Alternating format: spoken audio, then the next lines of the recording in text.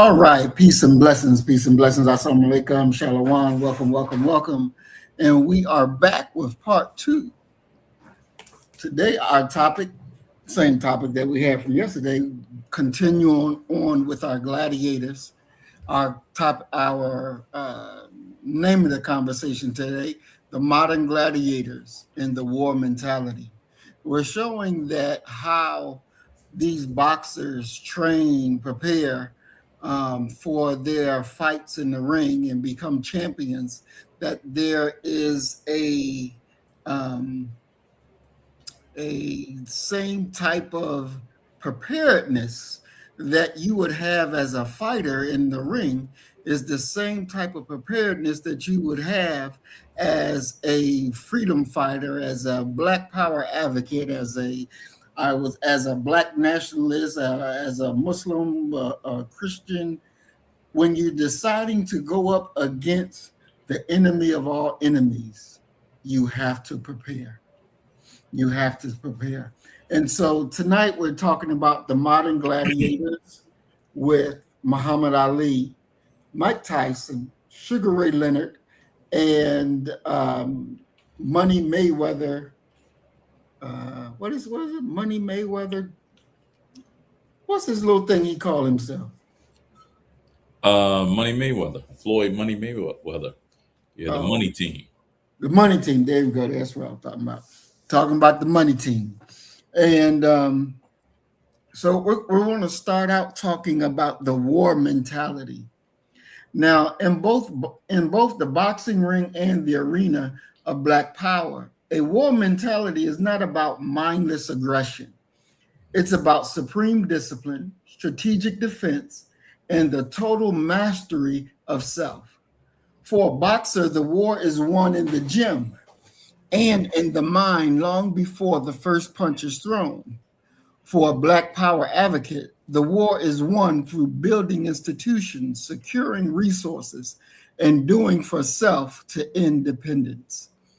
So, Doc, when you think about the war mentality and these four boxers that we have up here, can you break down I would say, their type of war mentality? Because I don't see them all as having the same type of war mentality. Well, I would definitely talk about Iron Mike being just the one that is going to dig up into your chest. He's going to try and walk straight through you. He is would be the equivalent of an Eldritch Cleaver, of not quite a Malcolm, but a Khalid Muhammad, someone who just brings it right to you, right to your face, raw, unabashed. Ali would be, for my money, the probably about an 8 to 9, if not a 9 to 10 across every area. Mm-hmm. Because quite simply, he is going to battle you not only in the ring, but prior to getting into the ring, you're going to have to deal with him, because he's going to be a master. He's a skillful fighter, undoubtedly, but he's a master manipulator when you're talking about the psychological aspect of fighting. Mm-hmm. Floyd Money Mayweather, I would say that Floyd is quite simply just a supreme all-around boxer, supreme as far as he knows his craft through and through. Out of everyone who is here, who's listed there, maybe Mike, but no one was born and raised from, I would argue, birth to be a fighter more than Floyd was. Floyd comes from a family of boxers, Roger Mayweather being his trainer, Floyd Mayweather Sr. being a brilliant fighter himself. So he was steeped up and raised in the game. And when I think about Floyd, I'm thinking about one of the commentary that a guy who fought Floyd had about him. And he said that, he fought Floyd later in his career, And he says quite simply, it was how alert Floyd was. He says, when you're inside and you're fighting, you would think that people would squinch their eyes or whatever. He said, no, Floyd's eyes are wide open because Mm, in the heat of battle, he's looking for openings. He's looking for things that he could exploit. So he would definitely be a like a Malcolm, someone who is comprehensive, someone who is um, astutely tuned in to what is going on. Now, Sugar Ray would be a warrior. He would be our version of Maximus. He would be the one that you would send out there to inspire the troops, to rally the troops, and if things got a little hairy, he would go ahead and finish the battle for you. mm. Wow, excellent, excellent. So I looked up um, a few things, and tell me if you agree. It Mhm. says the mental edge for boxers. Boxers like Muhammad Ali or modern champions don't just train their bodies; they build their inner fortress. This is a psychological resilience to endure pain while waiting for the precise moment to strike. Mhm. Would you agree? I would agree Now, wholeheartedly with that. You're talking about, and it's really analogous to the Black freedom struggle. That if you're not trained psychologically to deal with what you're going to have to deal with, and one of the foremost things that you're going to have to deal with is the disappointment that is going to come from your people.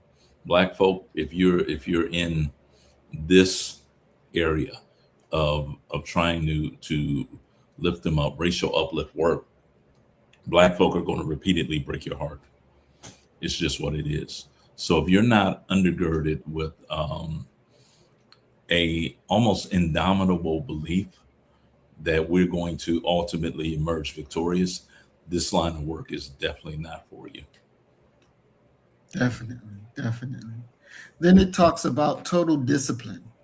A fighter's life is governed by a schedule, a strict diet, and rigorous sleep, and constant repetition.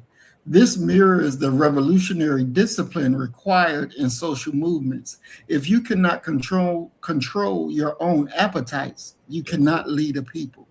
Yes, I would agree wholeheartedly with that. Discipline. One of the things that always gets me is when I come across people who profess themselves to be followers of whoever, and you talk to them and you realize that they're not learned. They haven't read. They haven't studied. They haven't gone into those spaces where you stay for weeks just reading one person, studying one person, trying to figure out what were the positives, what were the negatives to the movement that they were involved in. They want the glitz and they want the glamour of it. They want to be out in front of the people talking. And the one of the more unfortunate things is that many of these people that I'm talking about are actually very, very, very eloquent, Mm, very motivational. But when you really look at what it is they actually said, they haven't said anything. They haven't moved our people one iota. It's very similar for me to hearing a very charismatic black preacher who, and I'm sure that you'll understand what it is that I'm saying when I say this. They're up there huckabucking, mhm. okay, the huh and the huh and Exactly. they're not even saying anything, but they work the people in to a emotional frenzy. But let that subside, and then ask them, what did he say? What was Mhm. his message? I don't know, but that boy sure preached. He Right. sure was preaching.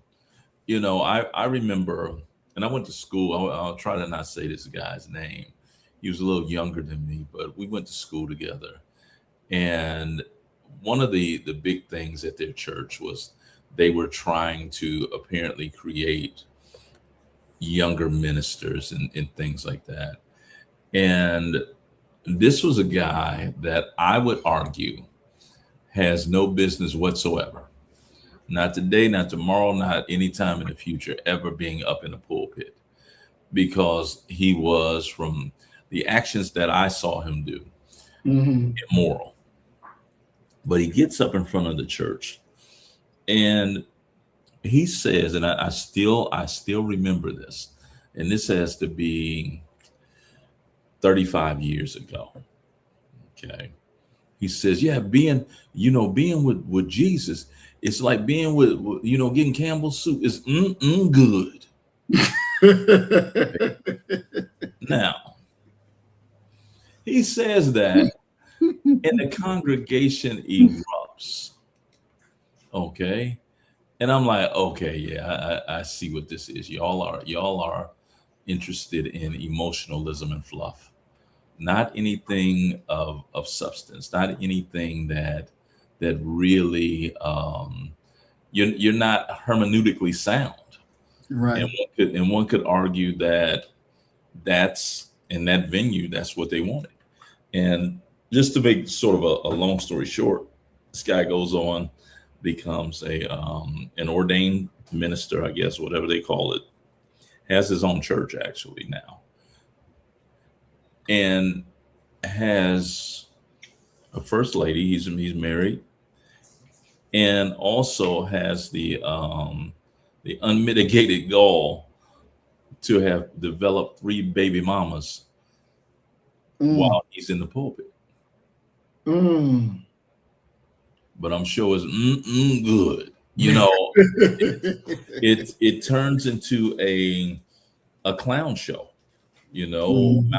Malcolm's comment about the March on Washington always resonates with me when Malcolm said it was a circus with clowns and all. And what we often have are people who are unserious, Mhm. not dedicated to what it is. And if you really were to ask them,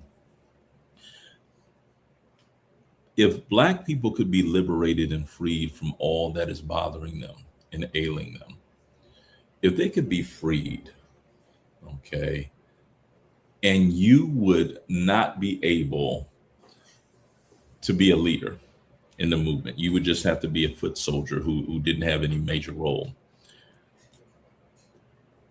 Would you prefer that, with black folk being liberated once again, to you being the leader and they continue to struggle? I think that if they answered that truthfully, they would say, I would rather be the leader and our people continue to struggle. Mm. Mm. Wow. That is something. That is something. Then they talk about controlled aggression. Mm, War in the ring is calculated. Every move is a response to a threat or a opening. This translates to the mission statement of a movement. You do not start the fight, but you are prepared to finish it hmm if anyone comes against what you have decided to build. hmm That discipline and controlled aggression. Um, and I don't know, I think this is true as far as the Black Panther movie, where in I think it was the Chicago office, and the police was coming and they decided to have a shootout. And at least in the movie, you know, they were getting their shotguns and the police was across the street, by their cars with their pistols out. And, they start shooting. hmm And it's like, well, why are you doing that? Why are you taking that route? hmm That doesn't really make sense. Is it something that you really need to do? Do you really, it's essentially important that you actually get into a shootout with the police and they got better guns than you did with a damn shotgun. And a court system behind them. Right. So it's like I start to think about whether they were truly disciplined like they should have been. And I compared that because this morning I was listening to a lecture that the minister was doing, and he was talking about when the secretary in LA got killed by the police. And Malcolm wanted the FOI to go out and start killing the police. Mm-hmm. And the Honorable Elijah Muhammad said, no, you go out and you start killing the police, you put the whole mission of the Nation of Islam in jeopardy. Mm-hmm. And he said, no, we're not doing that. That's not going to happen. I don't care how many secretaries they kill. We're not going to take that route. He says, we got into a fight with the police before in the early days, and we whooped the police. We whooped each and every last one of them in there.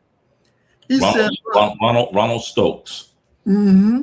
That was his name, Ronald Stokes. And he says the next meeting night, when it was time to meet, nobody showed up. Mm.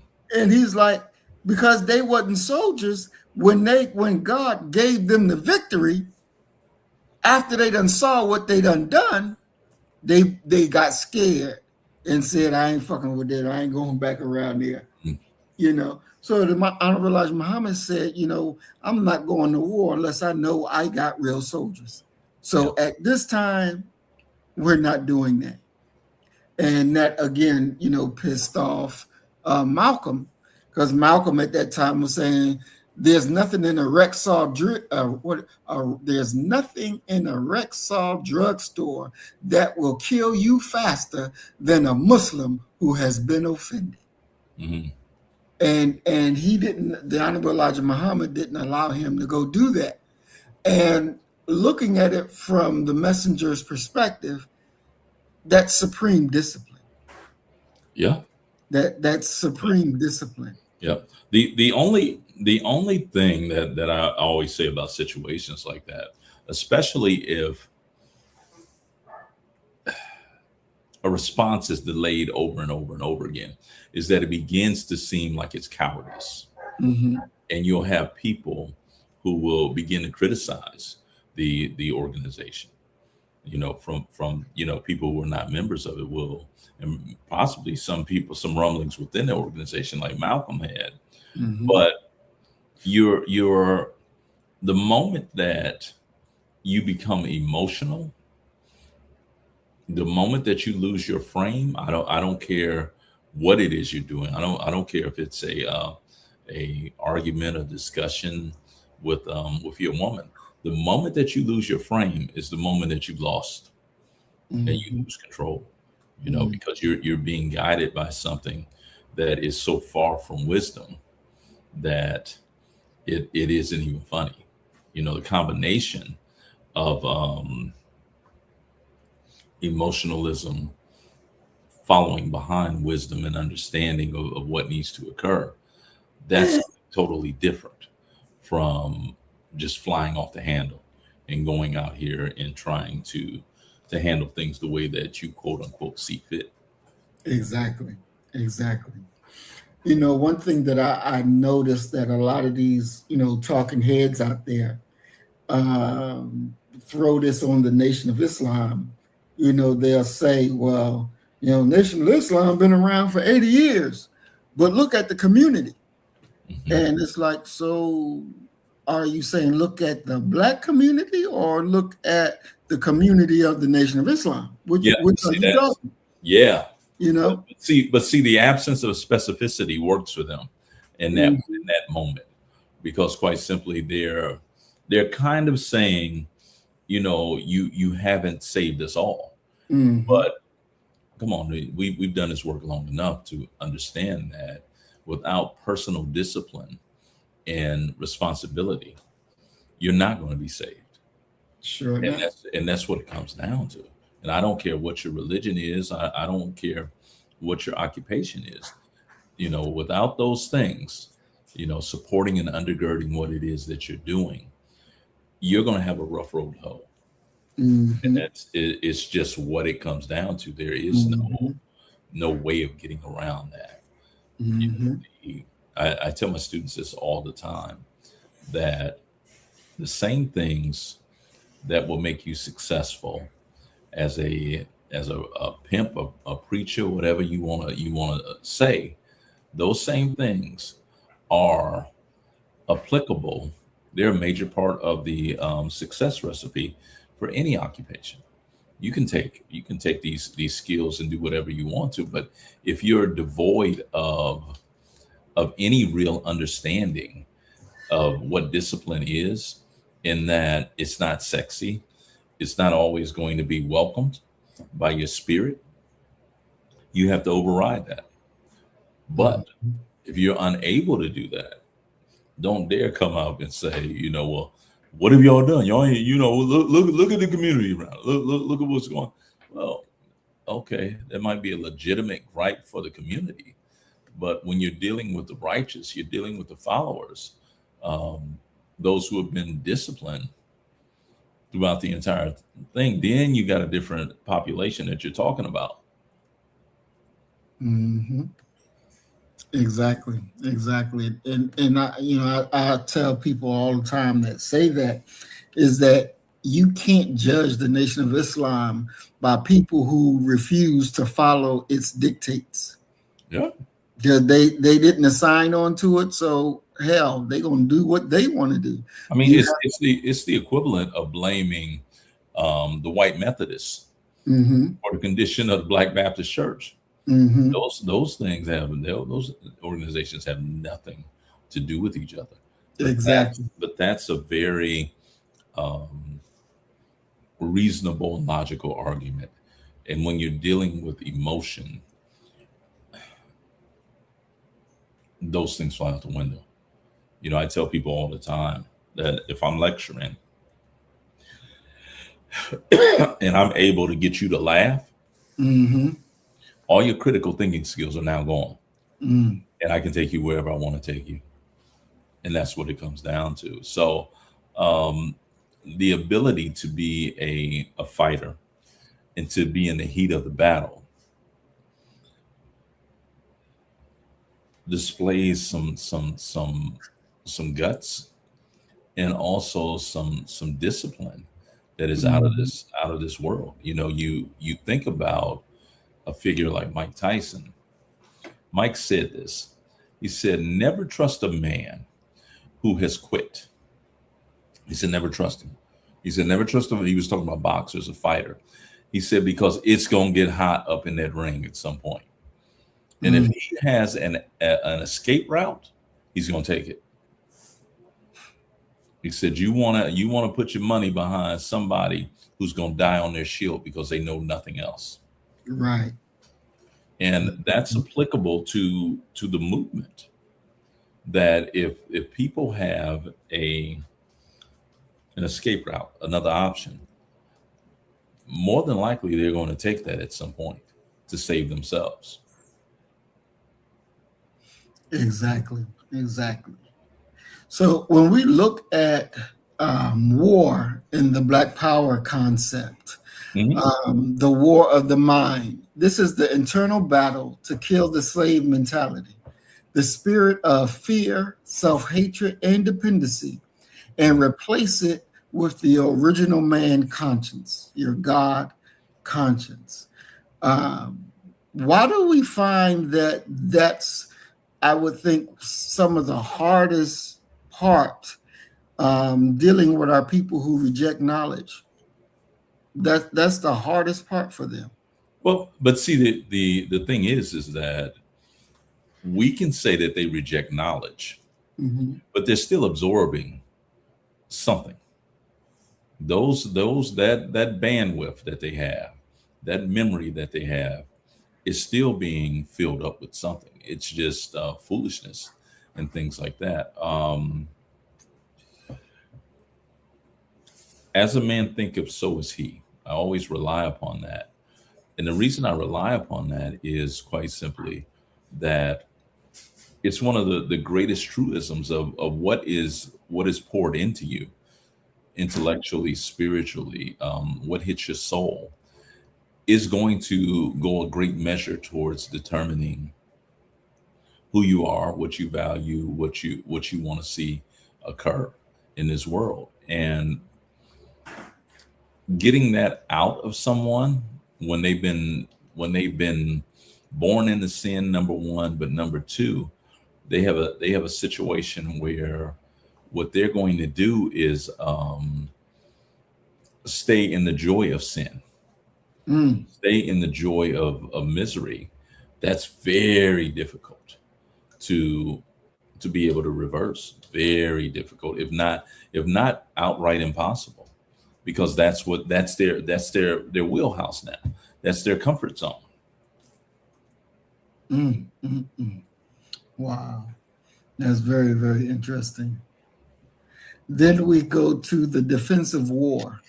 Like the fruit of Islam, the war mentality is one of protection and presence.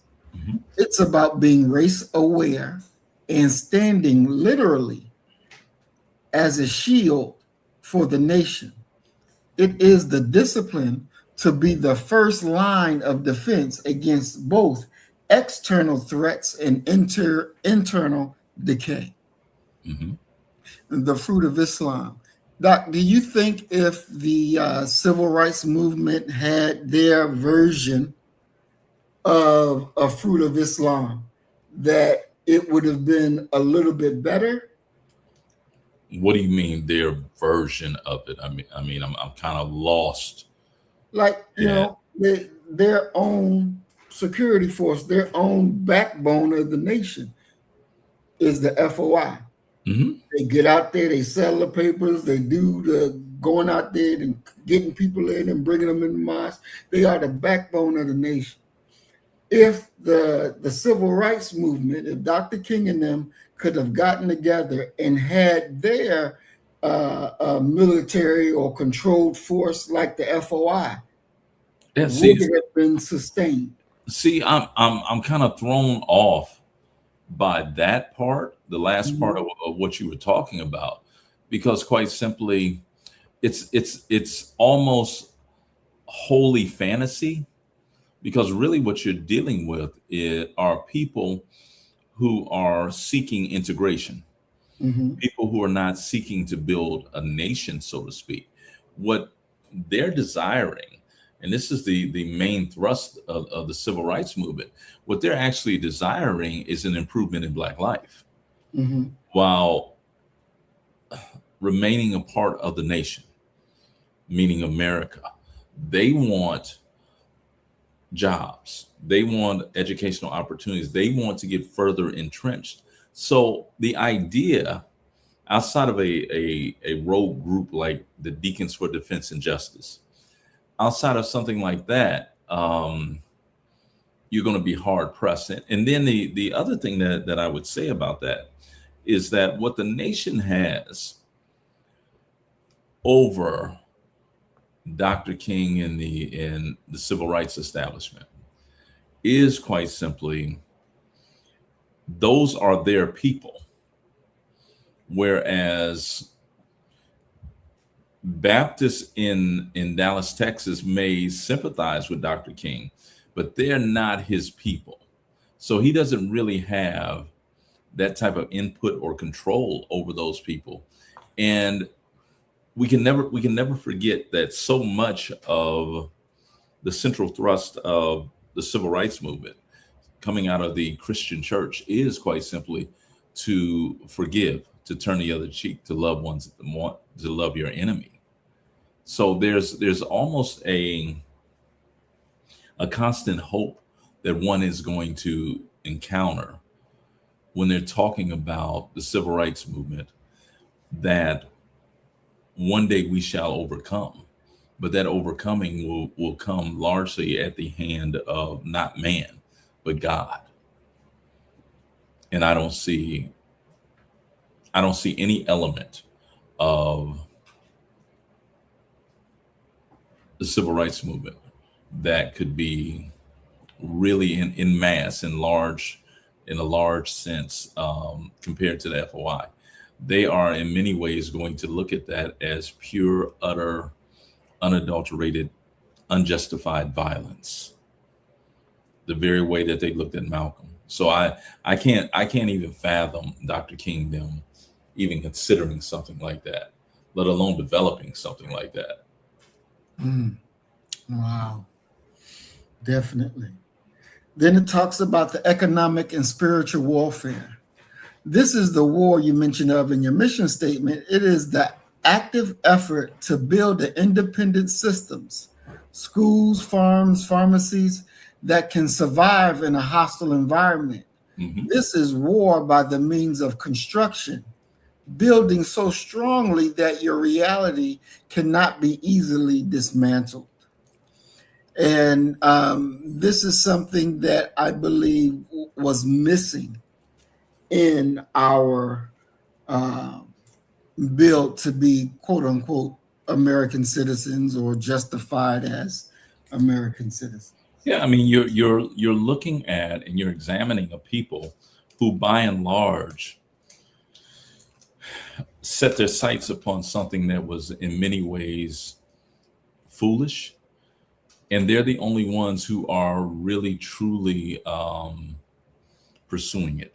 And it is integration with a enemy, a larger hostile enemy, who has told you repeatedly and shown you, if your ears were plugged, they've shown you that they do not want you to join them. And so quite possibly the best thing that you would be able to do is to change your focus and work on developing your own. I think about Malcolm and Malcolm's great quote where he says, quite simply, I'm not worried about you living in a black community, because as soon as you move in, white folk gonna move out and it's gonna be a black community again. The focus should have at some point become doing for self and building your own. But that's not something that we necessarily saw bannered about often in public. Now, towards his later years, Dr. King kind of adapts and echoes what James Baldwin said, which is quite simply, I feel as if I'm integrating into a burning house. Mm, mm, mm, mm. Well, I tell you that is no truer sentiment that he felt that he was integrating the people into a burning house, which was actually actual facts. Yeah, I mean, there comes a moment where you just have to realize that there's nothing that you can give. There's no behavior that you could exhibit that would cause these people to actually welcome you, let alone, and that's different. They don't even want to tolerate you, let alone welcome you and Mm, view you as a equal partner in the American experiment. hmm definitely. So we're going to move on to our first. Oh, let me go back to say this first. When we combine the things that we talked about for the boxer and for the Black Power advocate, that produces a warrior scholar, Mhm. a warrior scholar. And this is what we definitely have to have. So, in this first of defining the war mentality as strategic discipline, we're going to watch Muhammad Ali talk about racial integration. Mhm. This is where Ali's war began, where he refused to lose his identity or blot out his race. So let's go check out this really quick.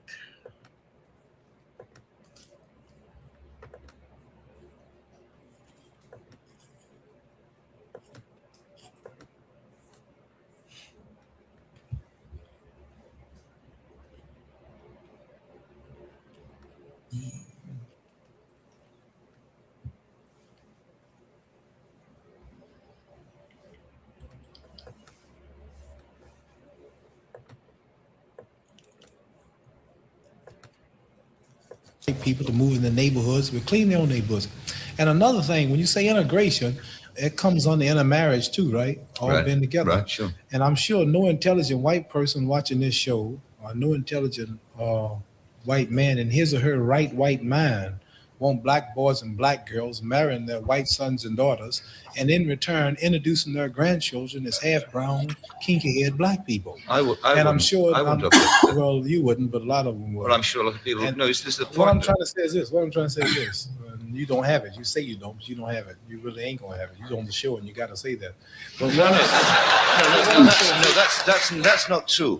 Why would you want to do that? Because I don't think I'm any different from you. You see. Yeah, we much different. I mean, I think society's made us different. You know we're different. We all together. But society's made us different. No, not society. God made us different. No, we're just human beings. He made all of us. We all listen. Bluebirds fly with bluebirds. Red birds want to be with red birds. Listen. Tell me when I'm wrong. Pigeons want to be with pigeons. But tell me when I'm right.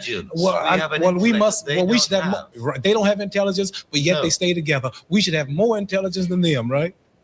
Buzzards are with buzzards. Buzzards are with buzzards. Bluebirds are with bluebirds. They all are birds, but they got different cultures. The eagles like to hang out in the mountains. The buzzard like to fly around the desert. Well, the bluebird like to fly around the trees and the grass. There'd be certain problems a buzzard mating with a sparrow, wouldn't there? What? There was certain right. And we have the problems too. No, I don't see no black and white couples in England or America walking around proud, holding their children. That's because society and going out. That's society's fault. I mean, we've got to educate people around it. Well, life is too short for me to be catching hell for something like that. I'd rather go and be my own. I have a beautiful daughter, beautiful wife. They look like me. We're all happy, and I don't have no trouble. No trouble. I ain't that much in love with no woman to go through all that hell. Ain't no one woman that good. You understand? I understand. Yeah, I do understand. I understand. But I think it's sad that it ain't sad because I want my child to look like me. Every intelligent person wants his child to look like him. I'm sad because I want to blot out my race and lose my beautiful identity. Chinese love Chinese. They love the little slanted-eyed, pretty brown-skinned babies. Pakistanis love their culture. Jewish people love their culture. A lot of Catholics don't want to marry number Catholics. They want the religion to stay the same. Who want to spot up yourself and kill your race? You a hater of your people if you don't want to stay who you are. You shame what God made you. God didn't make no mistake when he made us all like we were. I think that's a philosophy of despair. Despair. I really do. It ain't no despair. Number one, can't no woman. Let me tell you something. I'll tell you. Listen, no woman on this whole earth, not even a black woman in Muslim countries, can please me and cook for me and socialize and talk to me like my American black woman. No woman, and last is a white woman, can really identify with me and my feelings and the way I act and the way I talk. And you can't take no Chinese man and give him no Puerto Rican woman and holler about we in love and you emotionally in love and physically, but really they're not happy because she's gonna hear some Puerto Rican music, he's gonna hear some Chinese music, and they're gonna be clashing all the time. It's just nature. You can do what you want, but it's nature to want to be with your own. I want to be with my own. I love my people. That's all. I don't hate nobody. So as you see with that, Muhammad kept his gun straight, and he made his point, even though you see the interviewer not very happy that he can't turn Muhammad Ali's thoughts into the direction that he wants them to go. Certainly. And with that, with boxers, because people write in these boxing magazines or whatever, this about this opponent, this about that opponent. And how do they kind of like shield themselves away from falling into believing what it is written about them? I think that's a personal thing of not believing them when they're saying, when they're praising you, and not believing them when they're criticizing you, not reading your own press clippings. I think that's crucial for anyone, regardless of what venue they're in, sports, politics, or what have you. Excellent. So now we're going to go to another Muhammad video where it talks about faith as the armor of a warrior.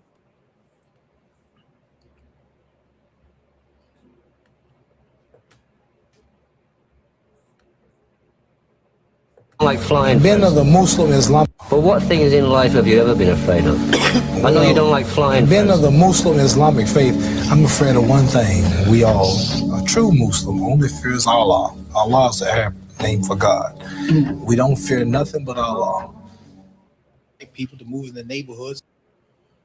And as Muhammad said, we don't fear anybody, anything but Allah. How do you translate that for a fighter? Because I know at some point, I don't want to take this hit. I don't want to. We saw Sonny Liston quit on a fight, and I'm quite sure he wasn't the only one to ever do this. Mm-hmm. Yeah, but you enter into that situation as you would enter into any challenging situation. You're going to just apply your game, and trust in God. You have prepared, and you got to execute now. And a big part of it is if you're fearful and what have you, there will be no execution. Because you're not standing on solid ground.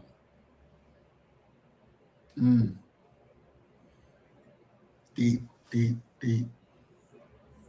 All right, so we're going to look at Muhammad Ali's refusal to fight in Vietnam. I'm saying you talking about me about some draft, and all of you white boys are breaking your neck to get to Switzerland and Canada and London. I'm not going to help nobody get something my Negroes don't have. If I'm going to die, I'll die now, right here fighting you.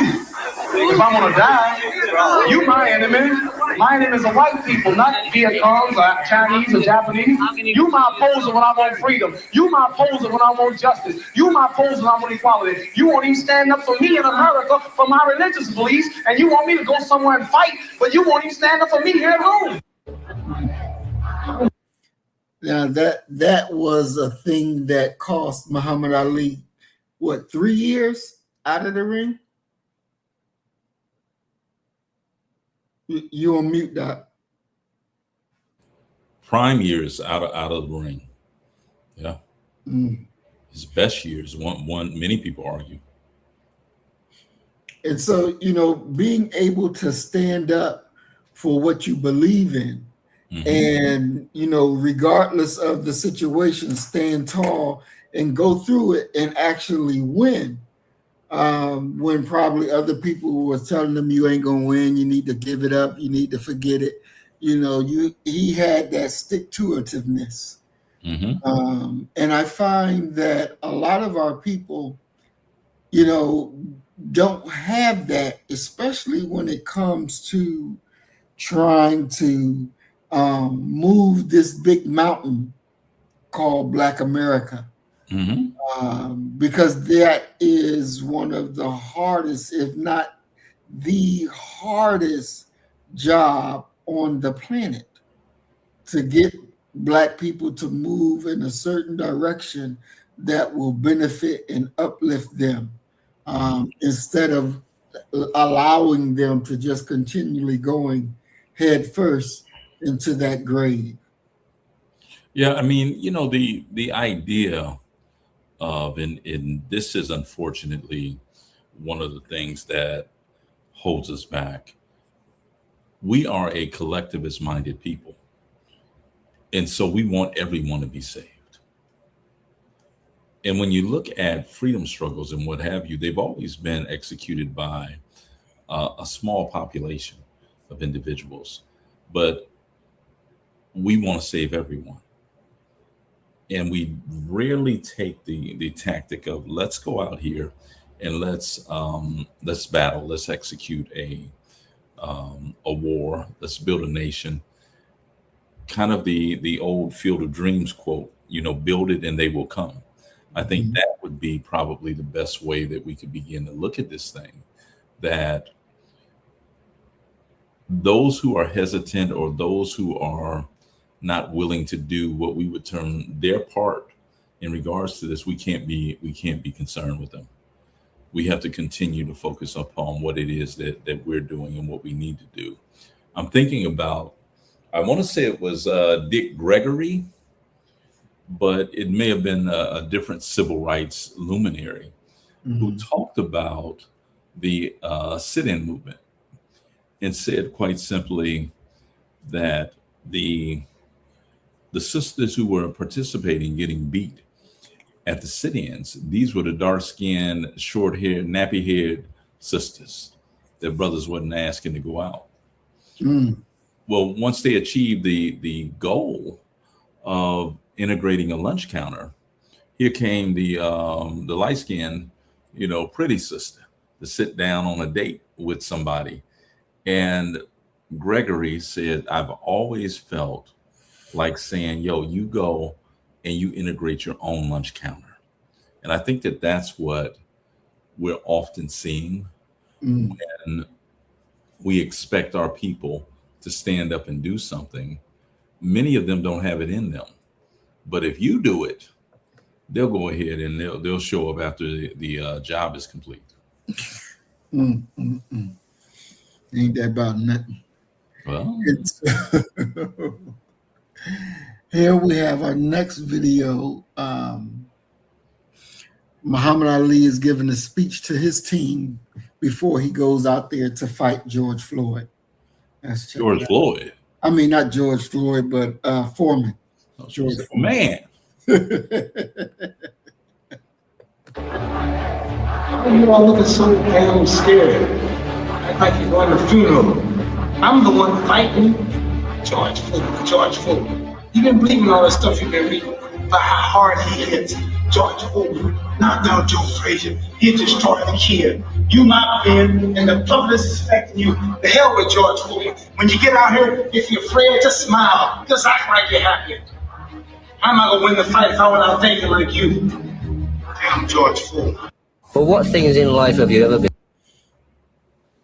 And sometimes, Doc, you got to jump on your team, and get them straight, get them thinking right, get them moving in the right direction. And it just comes with it. It comes with it, and you can't be afraid to show that. You can't be afraid to do that. You have to be decisive. Well, certainly. And that's one thing that George Bush used to say, I'm the decider. I'm the decider. He made that clear. He makes the decisions.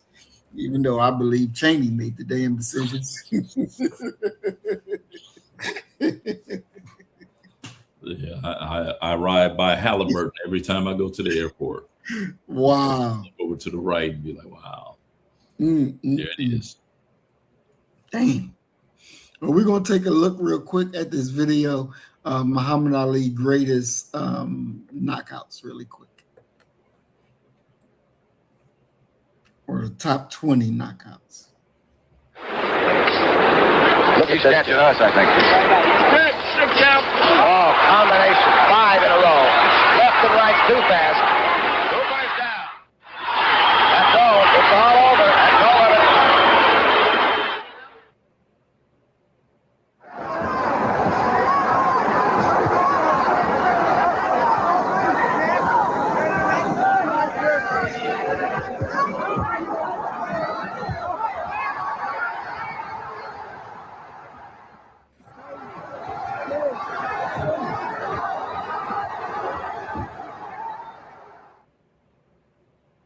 Contender that is in there. Well, he may be making a mistake, Don.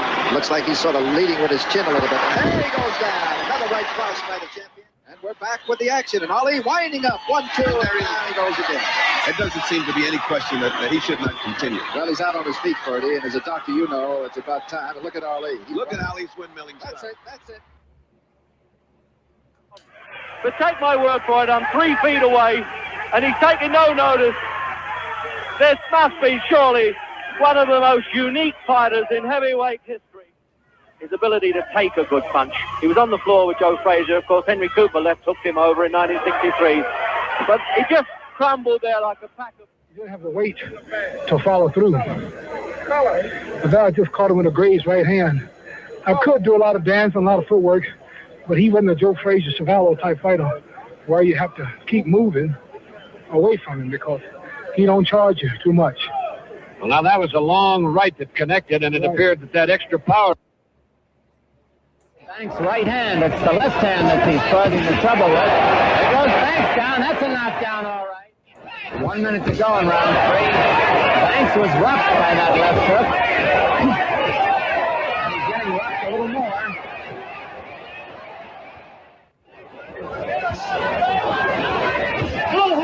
That's all. Ruby Goldstein is stopping the fight. That's all. Ali moving in on London. A fuselage of punches by Muhammad Ali. London goes down. It doesn't appear as if London's going to be able to make it to his feet. The fight is over.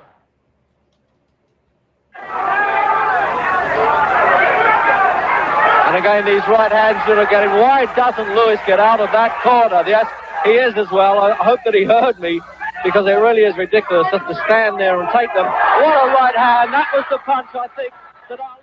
Man, Lewis, you get the feeling as though Lewis is saying, okay, let everything go at me. When you've done it, I'll come back at you. But unfortunately, Ali does not give him enough respite. Really giving them the business. And it looks as though Eskin feels that that's enough. He's not going to allow Muhammad Ali. Watch Ali pick up the pace now. There's a real vicious left with the right hand. Ali has the killer instinct in his eye. He works it out, though. He throws it out. He has tried to drop Wetner. There's a good combination. Wetner's ready to go. Attempting to hang on viciously. He's trying to hang on. He's out on his feet. Ali flips him. A right hand off the left hook.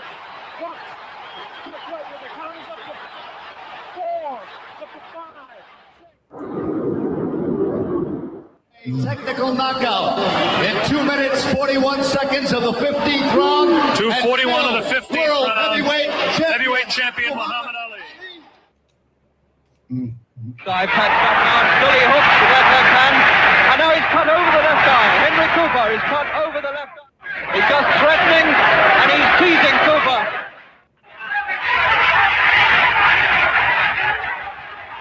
And now Cooper. It's round 5. And I think this is at the court. The counters come in from Cooper's corner and coming in and looking at it. A sudden and dramatic ending as young Cassius Clay makes good his prediction of a 5th round KO. Moore pressing forward, trying to get in that one big punch to take Clay out of there. Ripping punches by Clay and Moore goes down. Moore is sent to the canvas. Ripping punches by Cassius Clay, and it's all over. Fighter, cut out of Boys High School in Brooklyn. Hey, he hurt Lyle. Ali got to Lyle. Lyle is in trouble. He hurt him with a left. Lyle went back against the ropes. 11th round action, and Ali in command. Lyle's eyes are glassing. He's staggering. This time Lyle is ready to go. Look at that. Muhammad Ali. This is Muhammad Ali, even at 33. Suddenly, from nowhere, a left cut to Lyle. Sent him back against the ropes. Ali in total command. Being separated now. The fight is stopped. Fight, referee. And too often to the straight left.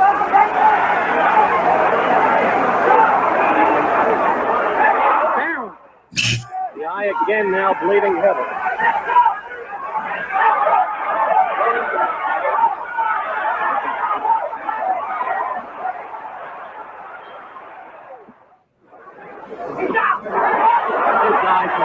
Split now.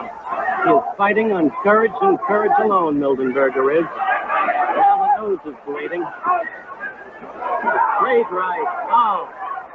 Teddy Walton is stopping this bout. It's a technical knockout. Oh, the boss special. Some say it's that one. Sparring makers. Ellis looks all right.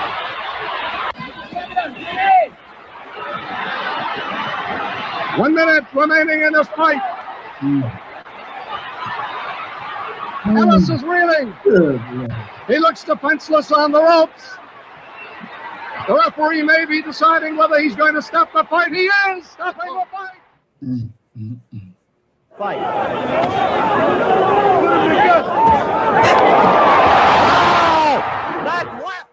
Critics say I can't hit. And there you go. The first knockdown of the fight, he took the mandatory 8, and now Ali. Solid right hand after this. Boot. There you go. Another hook. Bonavina is running. If he goes down again, it's over. Ali is the knockout winner at 2 minutes and 3 seconds.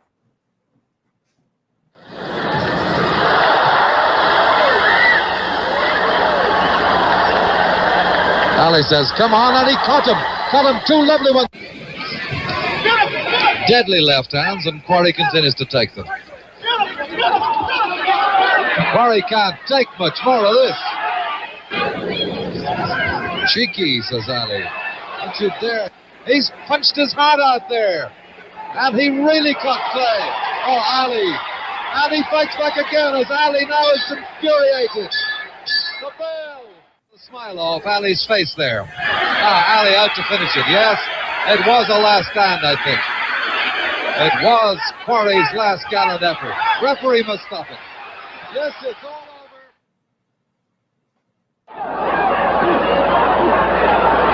Very big round for the champion. Very big.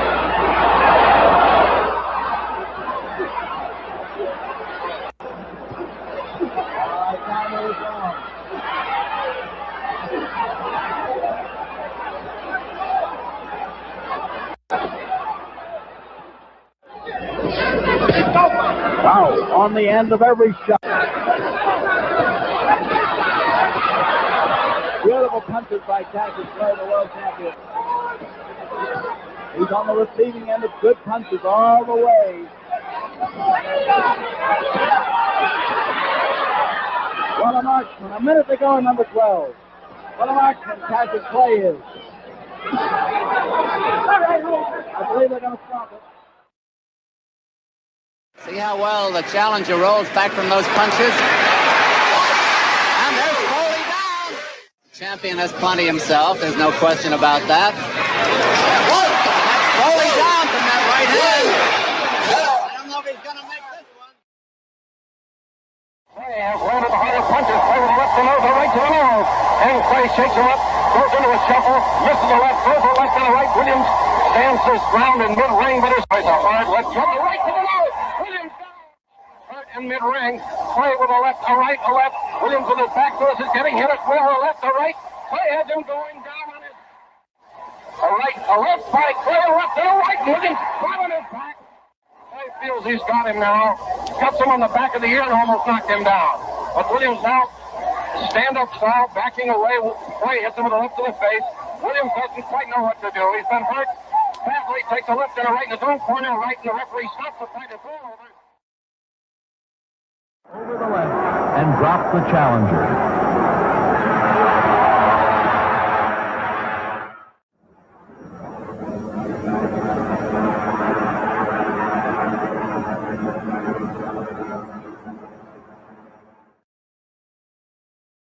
Very even fight. Ali, a sneaky right hand. Another sneaky right hand. This time he works over the shoulder of Foreman. This is a combination.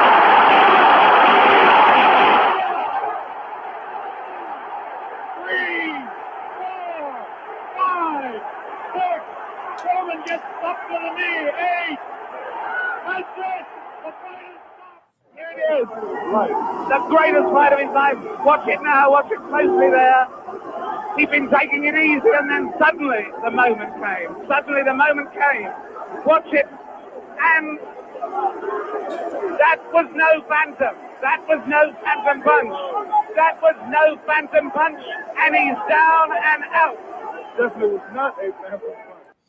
Like, I think in that fight right there, Ali actually went over everything, controlled aggression, right timing, right punch. I mean, just everything was just perfect. It was just perfect. Certainly. To get in there and to battle Foreman like that, yeah. Do you think Foreman believed all the hype that they kept saying about him? About him or Ali? about him, about himself. I believe so. I believe so. Yeah. Mm-hmm. Because nobody had disproved any of it. Mm-hmm. Exactly. Exactly. And that's one thing that was very important. Um, I heard Minister Farrakhan say, when you are being praised and, they're giving you the good accolades, don't take it into yourself, return it to the God and remain humble because it is the God that works through you. And Muhammad Ali always did that very, very well. And it's something that I think we lose sight of for those who begin to work on the behalf of our people and believe their own press, believe the hype that, is being told about them. And I think that's something that definitely needs to be able to, somebody should be able to pull them aside and say, hey, you need to think about this. You really need to think about that. Well, that extends further than just the boxing game. You think about what happens when you don't have somebody who is willing or you're willing to listen to. You end up being Tiger Woods, mired in trouble after trouble after trouble. Mm-hmm. How many times have we seen the same thing coming out of Tiger's life? Exactly. Now, this next fighter we're going to be talking about, Sugar Ray Leonard. One thing that Muhammad Ali told Sugar Ray Leonard is get in a position to sign your own checks. Yeah. To sign your own checks, and that's something that's very big. Why do you think he made that a point for Muhammad Ali made that a point to let him know that? Experience. Ali by that time had been probably robbed of millions of dollars. It's a common thing that happens with boxers, be it the development of the contract to the execution of the contract. Be your own man, and that's the it's a what could best be termed should be a maturation of Black entertainers. That after a certain point, we've been doing this long enough that we understand the game. I think back, the person who's coming to my mind right now, someone was telling a story of meeting Prince. And he said that Prince just coolly asked him, said, but do you own your masters? And the person said that they had to lower their head because they didn't. They didn't own their masters. And many, and they shared that it was Prince who told them how to get their masters and why they need to have them, what you're going to do with them once you get them. That's a mentorship, that's a growth. So when you see an Ali telling a Leonard, look, get in a position where you sign your own checks. That's in many ways sharing parts of the game that no one shared with him. And that's something too, that why does it seem that there's a hard time to pass on wisdom to the younger ones that's coming up? As the minister said, this work on behalf of our people, it ain't gonna be done in one lifetime. You have to be able to prepare the way for somebody else coming behind you. But there's a lot of people that refuses to do that. Well, I think it occurs on both ends. Whereas you have individuals who are willing to share, and the next generation may not be willing to learn. So I think it can go both ways, to be honest with you. But you do have a duty to those within whatever brotherhood that is that you belong to share the game with them. of what they need to be looking for, what needs to happen. Exactly. So we're going to take this quick look at Sugar Ray Leonard real quick and his amazing speed. And let's talk about it. Balance, ready to fall to the floor. Only courage keeping him up there. But a tremendous round for the young Olympic fighter. Tremendous. There goes Leonard.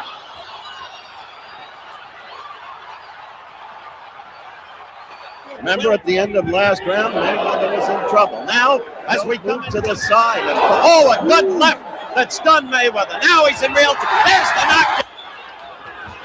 The shot. Now the flurry combinations. Not nappy. Paralympic going after him. The right lead, the left, and the right. Oh, on the button with a right hand. Again, the right hand. It goes to the body, goes to the head, back to the body, back to the head. Leonard pretty well pounding at will here in this 10th round. Oh, a stunning right. You saw it to the left jaw of Cheverini. And Sugar Ray is giving it to Cheverini. Right here, you see Sugar Ray with the swiftness. Cheverini trying to cover.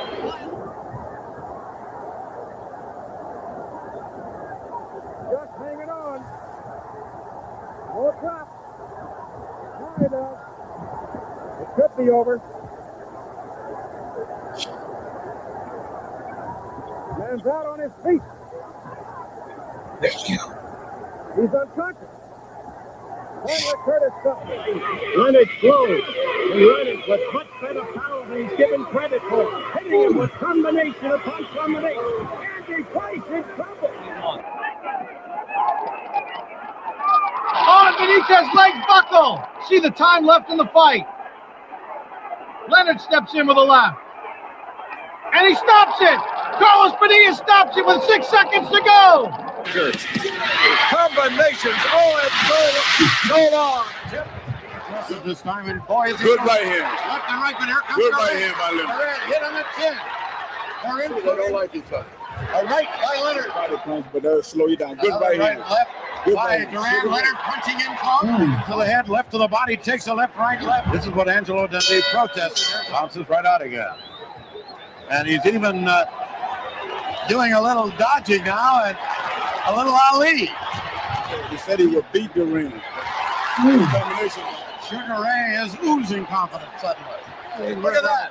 A kid got one polo punch. Good right hand by Duran. Now Sugar Ray in the ropes, it gets away immediately. And what's happening? Duran says no. I think he's quitting. Oh my what God. What is he saying, Larry? I don't understand. He's saying no, he quit. I don't understand this. I think Duran quit. That is harmless.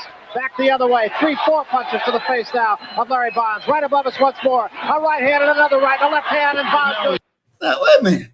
I thought Roberto Duran was supposed to have been a good-ass fighter. He was a great fighter. He just quit.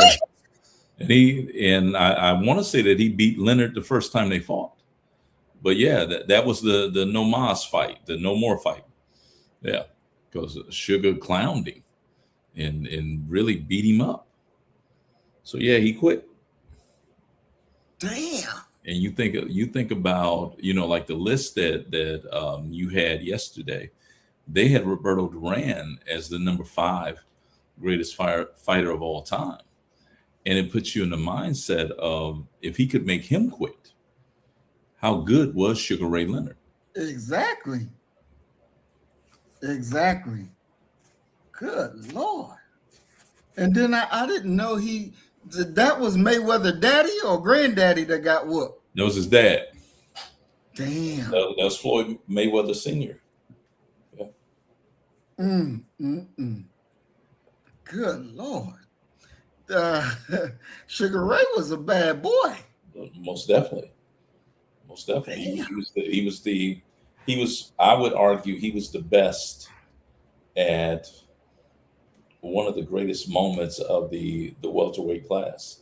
because you had Wilfred Benitez that you saw him beat, but more importantly, you had Duran, you had Hagler, and you had Tommy Hitman Hearns, all there together. Wow. Golly Moses. Yeah, that brother is fast. I didn't. And you know one thing I noticed too by watching this, they don't do like boxers these days and hug up on you. They actually boom, boom, boom, boom, boom, boom, boom, and keep booming. Yeah.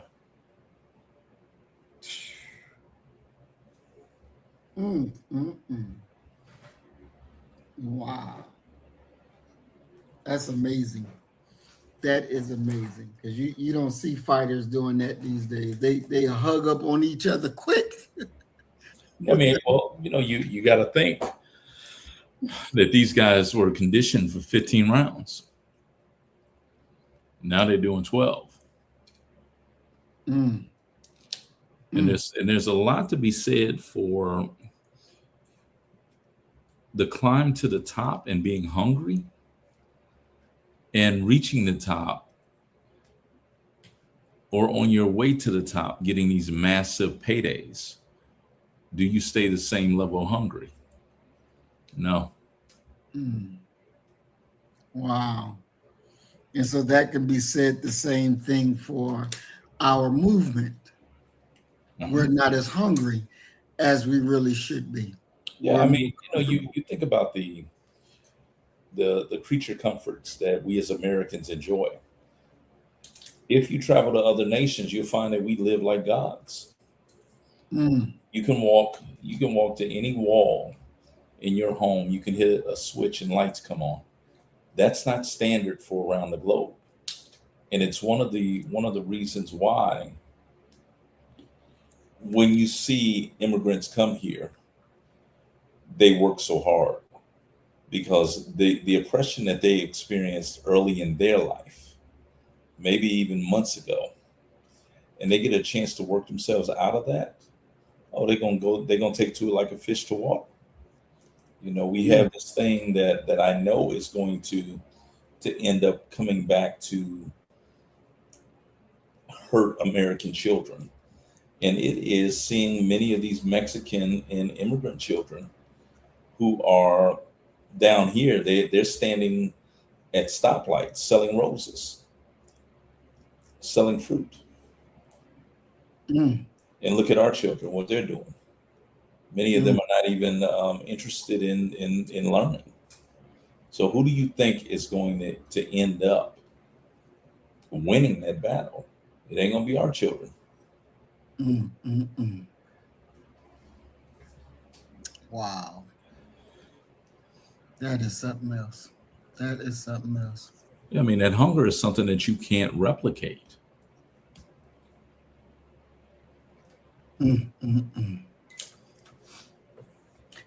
Doc, when we're looking at it, it just came to my mind.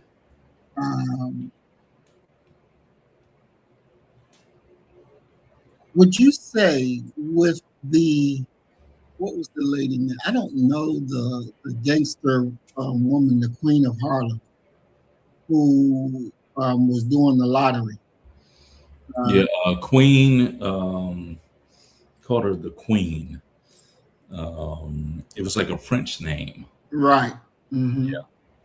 Now, and I know from studying that, we started that lottery with pennies, and then the Italians took it over and all that. But for them to go and do that was kind of a war mentality, building underground independent economies to help keep things moving when the mainstream didn't provide for them. So that was a war mentality that they had then. Well, certainly. Why you think, is it because those things are illegal that they're not pointed out as being something that should be looked at, should be studied upon, and shown as you built an independent system. Well, but I think that if you're looking at it, especially using the word illegal, you must be looking at white folks' book and how they're describing black folk and black business, that it could be illegal. They don't talk about bootlegging, which is how Papa Joe Kennedy made his money. They don't call that illegal. They just talk about that being a certain history and time. So in many ways, we have to use our ingenuity and really strip down the ideas of black liberation to a couple simple questions of, is it good for black folk? And will it benefit black folk? And if you can come up with a yes on those two questions, you probably need to go ahead and do what it is that you plan on doing. Definitely. Definitely. Would that example be taught?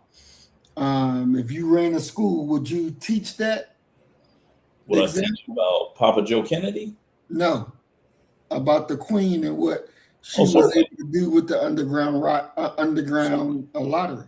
Certainly. I mean, I'm teaching a course right now titled The African American Experience Through Film. And ironically, my kids just watched Jungle Fever, a film that sparked all kind of debate amongst them. But I also showed them the movie Hoodlum to cover that period of 1920s through the 1940s. And we had the Queen there. And of course, we have Ellsworth Bumpy Johnson there during that time period. So certainly. I mean, you're doing a disservice to our ancestors by not doing that, by not discussing those things. How do we talk about the inner fortress of a boxer? How do we teach this to our young men to build their mental toughness, to build that stick-to-itiveness when times get tough, without it becoming a wall that leads to isolation? Going back to what Tyson said the other day, that, I don't get to see my wife, I don't get to see my children, I'm training, this is hard, to keep them from that isolation or the rising, or keep them away from the negative side of isolation, which can lead to suicide. Well, see, my thing is that it all costs. If you want to be world class at something, it's going to cost. If you want to be great at something, it's going to cost. And one of those costs is going to be sacrificing socialization, social time. Okay, I don't see anything wrong with isolation. I don't see anything wrong with the construction of walls. We need to raise our boys up to understand the principle and the concept of the eye, and how they must take care of the eye. And a part of taking care of eye is directly tied into creating a life that you're able to control people's access to you, that you don't give everything away. Oftentimes we look at self-care as being selfish. It's not. It's self-care. It's something that you need to do if you're going to be working at 100% capacity. What would you consider Black power masculinity to be?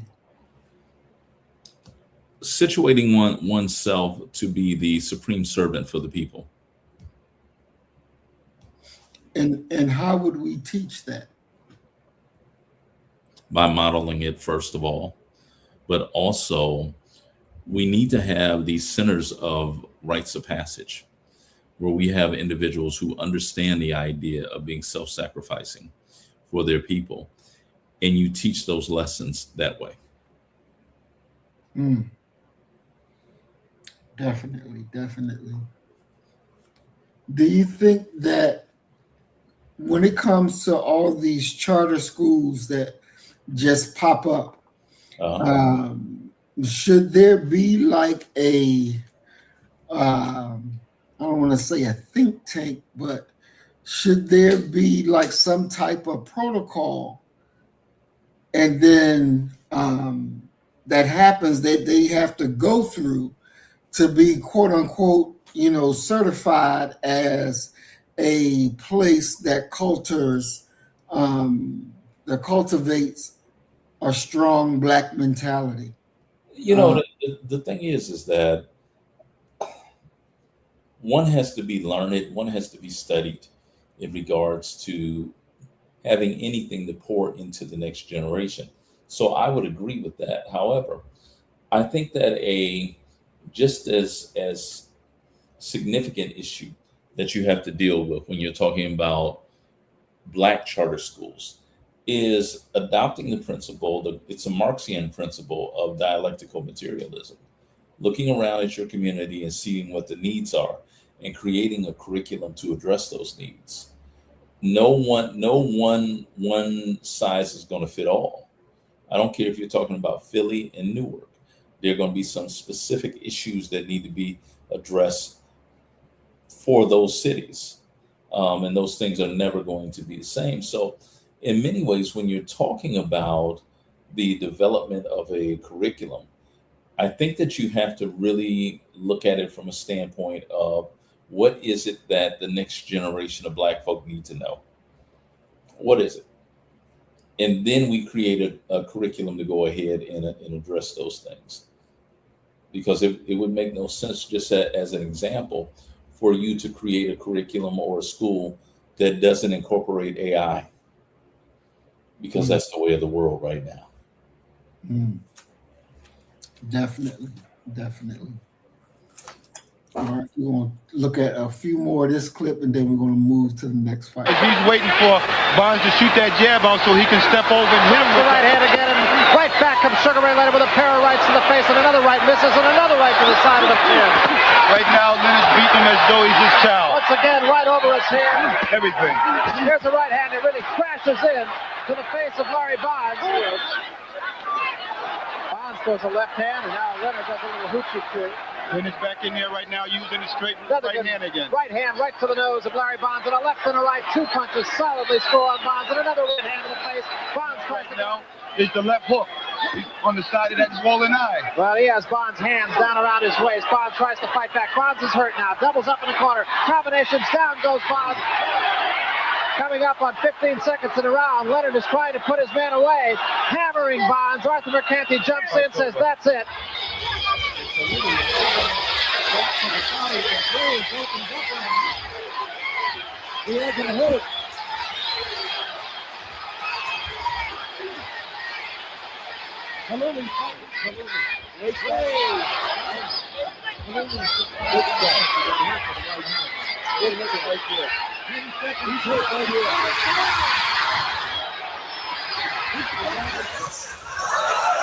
A good jab, and flowing a little bit. About 20 seconds to go as they flip. Oh.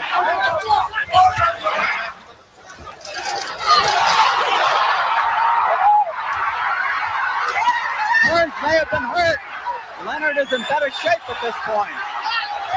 Leonard's got him. 5 seconds.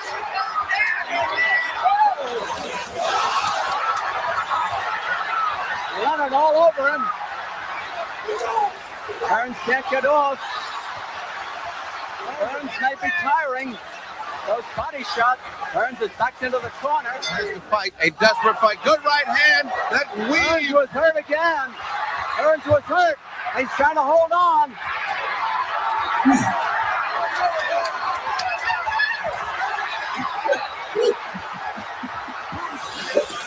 There was that right hand. Oh, that nailed it. And now he doesn't have enough time.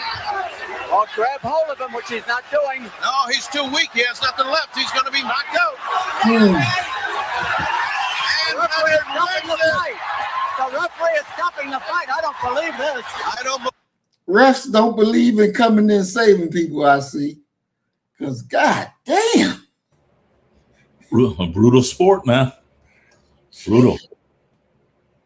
Wow. This is amazing.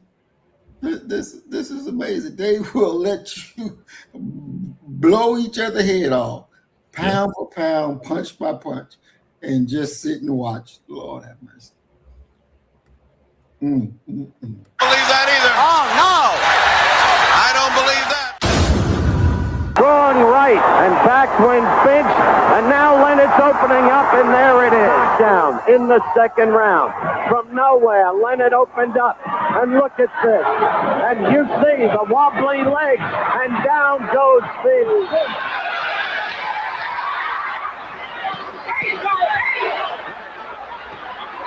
And there's a great combination by Leonard. All of those punches scoring, and still Kevin Howard stays in it. He'll be a hero. And there was the left hand, and Kevin Howard is about done here. Leonard knows it. To go in the round.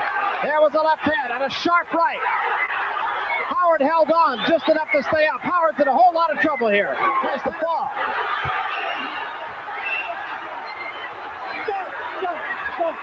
That's it.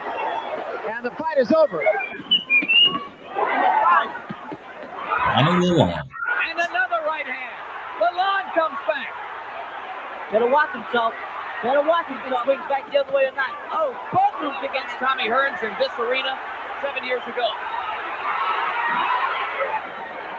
Good exchange. Good right hand by Leonard. Lalonde gets hurt.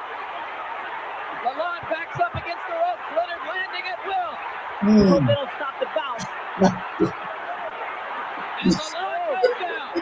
Lalonde will grab on and hold for dear life. Big right hand by Leonard.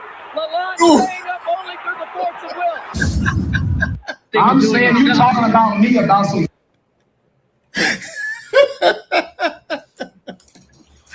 Oh, I bet you, Lord, was Johnson? Boy, he probably sitting back at heaven, was watching them and laughing his behind off. Yeah. And see, they thought. I remember the hype surrounding Donnie Lalonde, that he was supposed to be the white boy that was going to come in and destroy all the brothers. Oh, really? Yeah. Wow. Well, he sure enough got his behind whooped. So how did Sugar Ray go out? Did he go out as a champion? Oh my God, no.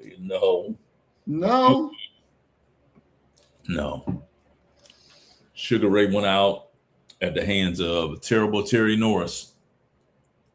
And Sugar Ray was Terry Norris's idol. And he destroyed Sugar Ray. Literally destroyed him. And Terry Norris, when he goes back into the locker room after the fight, cried like a baby. What he had done to Sugar Ray. Yeah. Damn. Yeah. Damn. If you look at Terry Norris fighting wise, he looks like Sugar Ray. You know. Wow. Fought like him and all that. Yeah. But unfortunately, neither one of them went out as champions. You know, Terry Norris destroyed Sugar Ray, and Terry Norris developed this this penchant for being knocked out. You know, and I'm talking about wasn't even a hard punch that would knock him out. And now, if you look at him and you look at a Mildred Taylor, these types of cats, they're suffering from significant brain damage. Damn. Wow. Sugar Ray didn't end up fighting because he just needed the money, was it? Was it that kind of issue? I think that Sugar Ray was addicted to the limelight. He loved boxing, and he simply stepped in there with a faster opponent. You know, when you think about if speed is your thing, and you never come across anybody who was as fast as you, when you do meet that person, they're going to destroy you, and that's exactly what happened. Damn.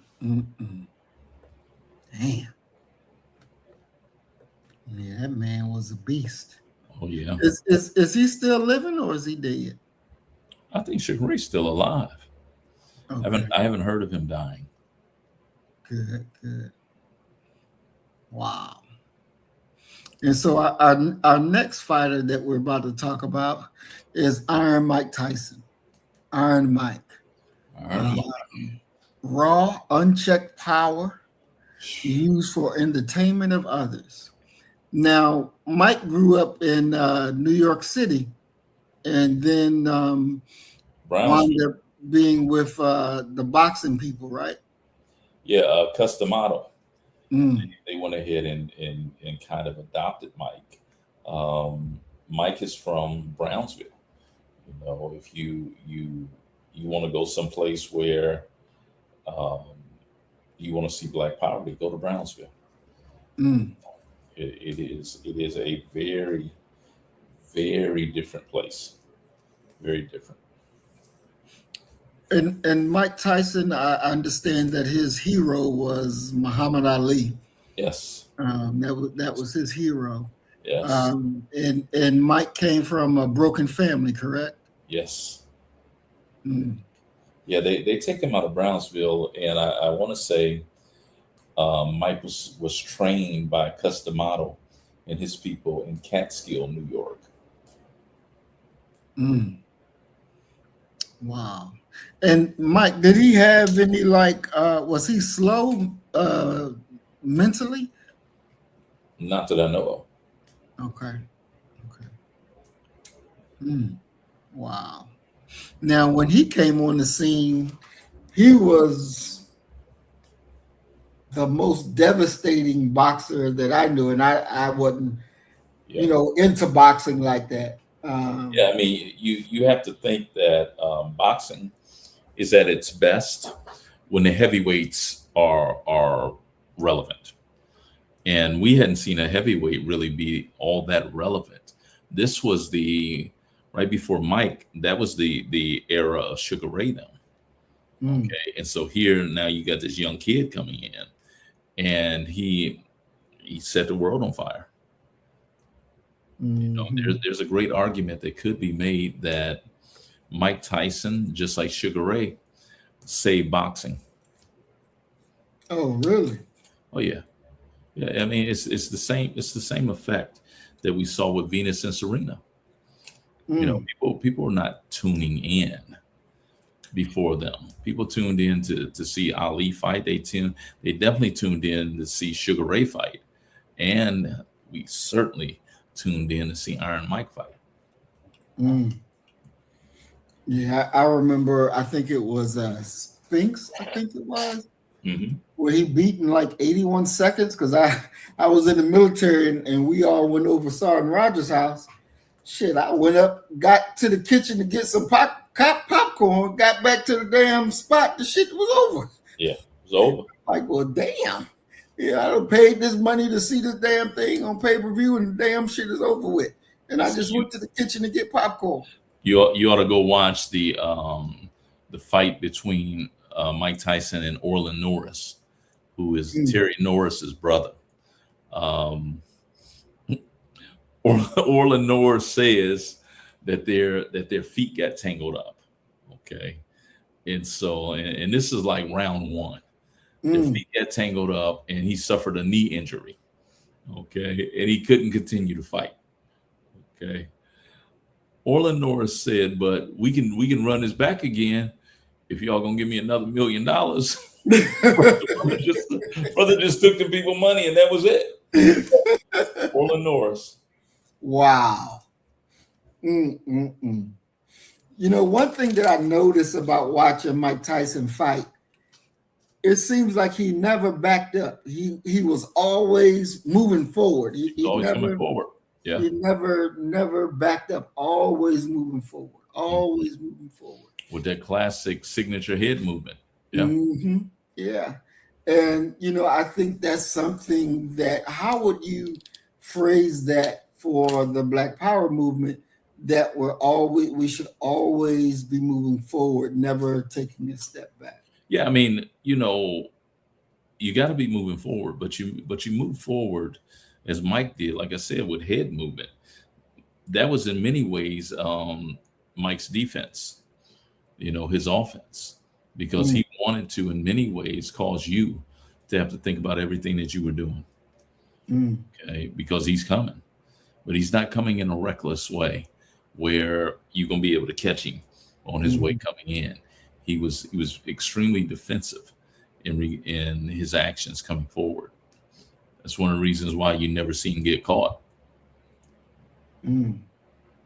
Wow. And the fight with Buster Douglas that he lost, and that shocked the hell out of me watching that and seeing Mike lose to freaking Buster Douglas. Hey, man, come on, man. It's Columbus, Ohio. It's Columbus, Ohio, man. Buster, Buster's mom had died and all that, and but the biggest thing that I'll say about that is this, that, and one of my very good friends, Anthony Quinn, who's a boxing enthusiast, he told me, he said, man, Mike finna lose. And I'm like, huh? He said, Mike is going to lose. He said, I can guarantee it that he's going to. And his logic for Mike losing made complete sense in hindsight. He said, number one, Mike arrived for the fight 3 days before, which is highly unusual. He should have been there at least a week before. The people around Mike it was no longer Customato them. These were Don King's people. These were people who were not fight people necessarily. And Mike was just in many ways showing up with the idea of just walking through Buster Douglas. And it's sort of a sidebar that'll really, how you say, man, if I had been there. Right. My homeboy, he's a gambler as well, goes on a gambling site. And the odds of Mike winning were like, I don't know, 42-1. He made it all the way to the last screen to place a bet. And he was planning on betting like $20,000 on a credit card that he had, right? Gets to the last screen and did not have the nerve to hit the button. Wow. And if he had, he would have walked away with, I think it was $840,000. Wow. Yeah, by calling that one correct. But he didn't have the nerve to do it. Damn. Damn. Now, why would Don King do that when he was a moneymaker for Don, right? Well, he's a moneymaker for Don King, but the thing is that I don't think that that's something that Don King did. I just think that Don King's boxing operations were subpar. And you have these people who are around and they're trying to get what they can out of the situation and what have you.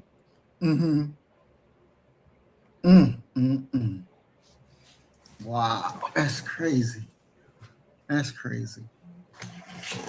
All right, we're going to check out some clips of Iron Mike.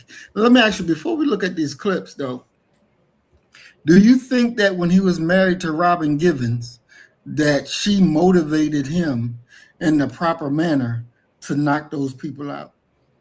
No. You don't think she had nothing to do with it? No. Mike was knocking people out before he started boxing. No. I don't believe that she had anything to do with what Mike did in the ring. One could make the argument that she actually worked against what Mike was doing in the ring, because Mike Tyson is, I don't know if you remember the interview that she gave, that those two gave, and she basically painted Mike as a sociopath who needed medicine. And they doped Mike all up and all of that. And he never seemed to be the same after he dealt with them, with that camp of individuals. Wow. So do you think that Mike loved her and she just was in for the money? I can't talk about her. her motivations or what have you, because she had some money already. But what I will say is I do believe that Mike loved her. Mm-hmm. You know, you get individuals who are coming from those impoverished backgrounds. These are individuals who want love, never had it before, don't know what it feels like even, and they desire that more than probably anything else in the world. And whoever would come by and would offer that, I could see Mike jumping on that, you know, like a fish takes the water. All right, let's check out these few clips real quick. In his prime, Mike Tyson was an absolute monster, making arrogant fighters pay the ultimate price for running their mouths and disrespecting the baddest man on the planet. Everybody in this room here would have been able to beat Mike Tyson. Mike Tyson was born right. Digs to the body, goes to throw right hand, gets clipped with a big right hand. He won't get up from this one. Join us as we take you on a journey through Mike Tyson's most brutal punishments, where arrogant fighters who ran their mouths learned the hard way that disrespecting Iron Mike was the biggest mistake of their lives. Oh, that was a tremendous left hand. This is the Boxing Lab. Let's go.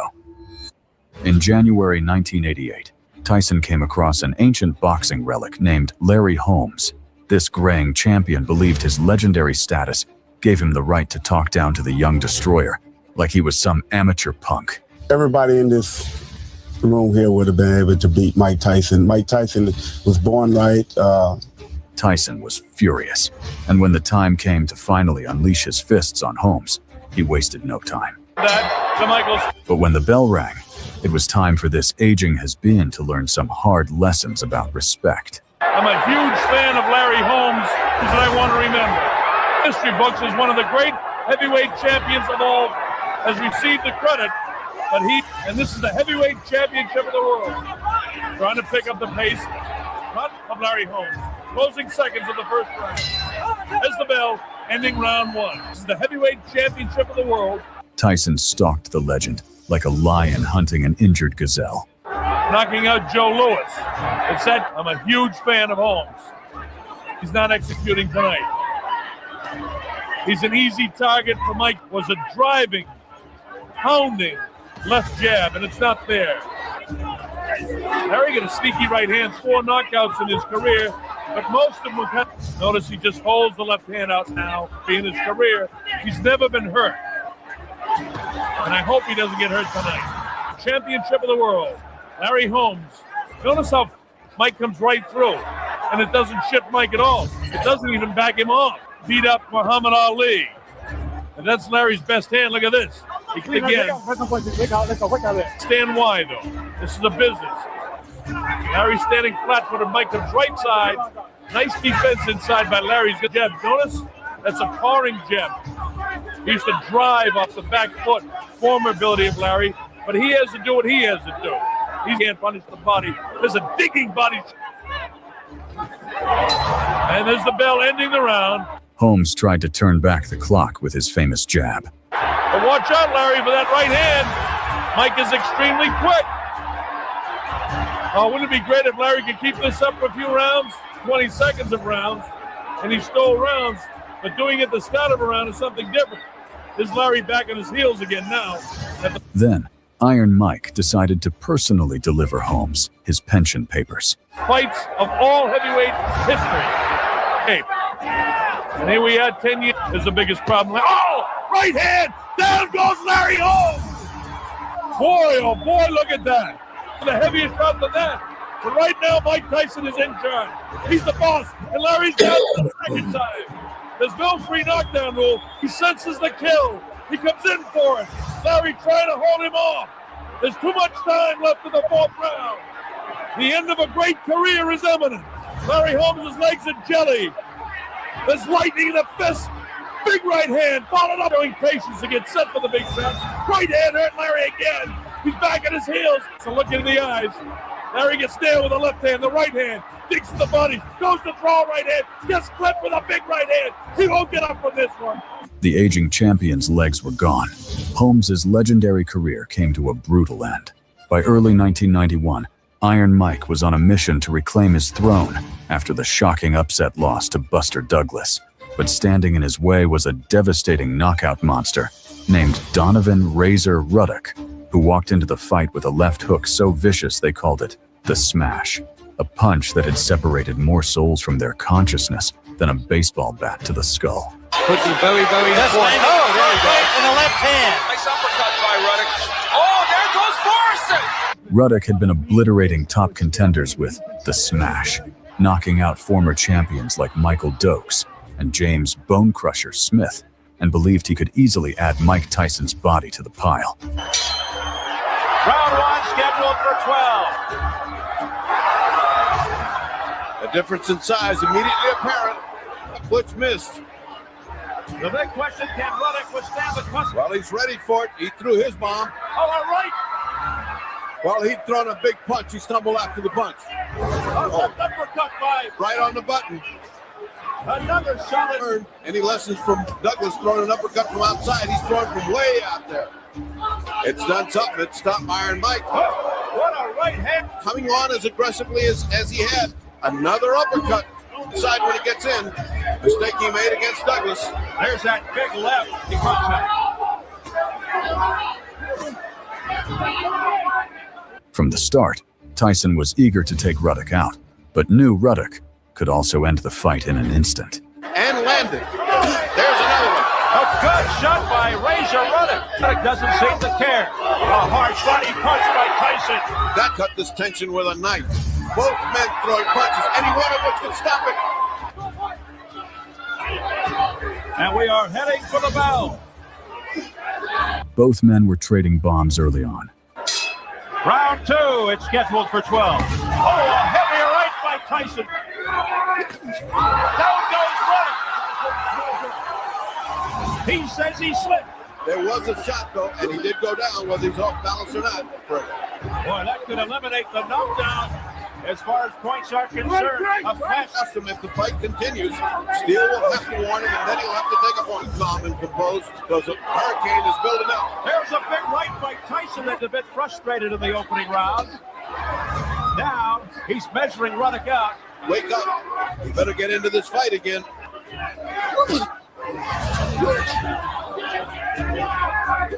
Boy, Ruddock looking a little rough. And that's it. The result of those thundering body shots. Round 2. This body attack is killing Razor. Ruddock looks like a rudderless ship. He has no counterpunch. He has no game plan. And that is it for round 2. Round 3, it looked like Ruddock, as he was going down in the process. And that's what he's got. Ruddock just went back. Now he's trying to get his uppercuts going. Has never been in this kind of an atmosphere before, champion against Michael Dokes. Dokes is here, but he's not effective counter punches, but they don't land. He's gritting his face, waiting for the punch. Punch it down. Put your arm back, Grayson. Pull him back, Grayson. Maybe holding on for dear life. You do not want to get in there with Tyson. He's got short, stubby arms, and he kills you, Tyson. As long as Tyson gets in, he lets him go and lets him work on the end. Just leaning on Tyson. Oh, right by Tyson.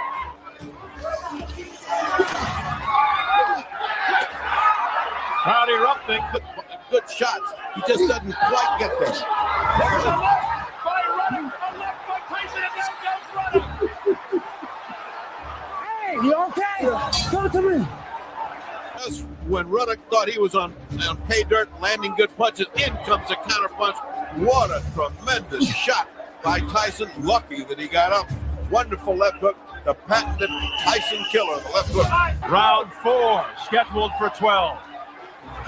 Tyson now trying to finish Ruddock off. Sauntered out there like a man about to take his whipping. He did this. Mike Tyson having his way as far as his feet go, not as far as his fists.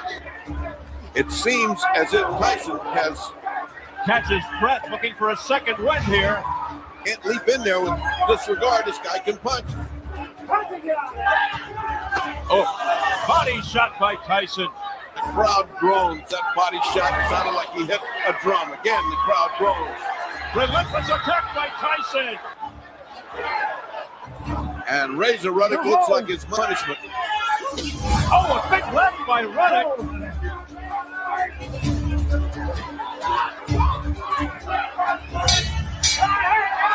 Oh, they hit after the bell once again. So don't end it with one shot. You're out of your game plan. Worry about it. All right, uppercut by Ruddock. Richard Steele, who has refereed 83 title fights, a former take this one. Well, that was a good shot by Ruddock. Tyson's promoter, Don King. Oh, it's a right hand by integrity or his honesty. A flurry. Tyson with another right. Round by round, the war was intensifying. He's looking for that uppercut. He's looking for that one thing that can lead.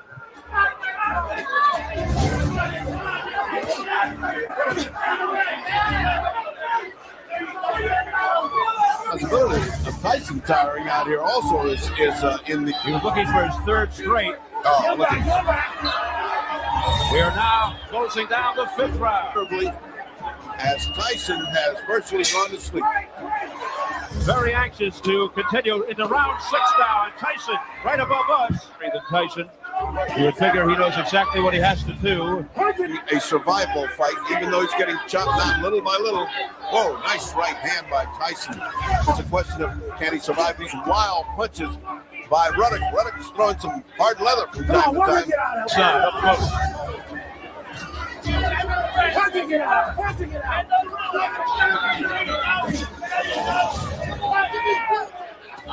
Oh, what a right hand! Mike Tyson used to stay on his feet. He's been knocked out twice.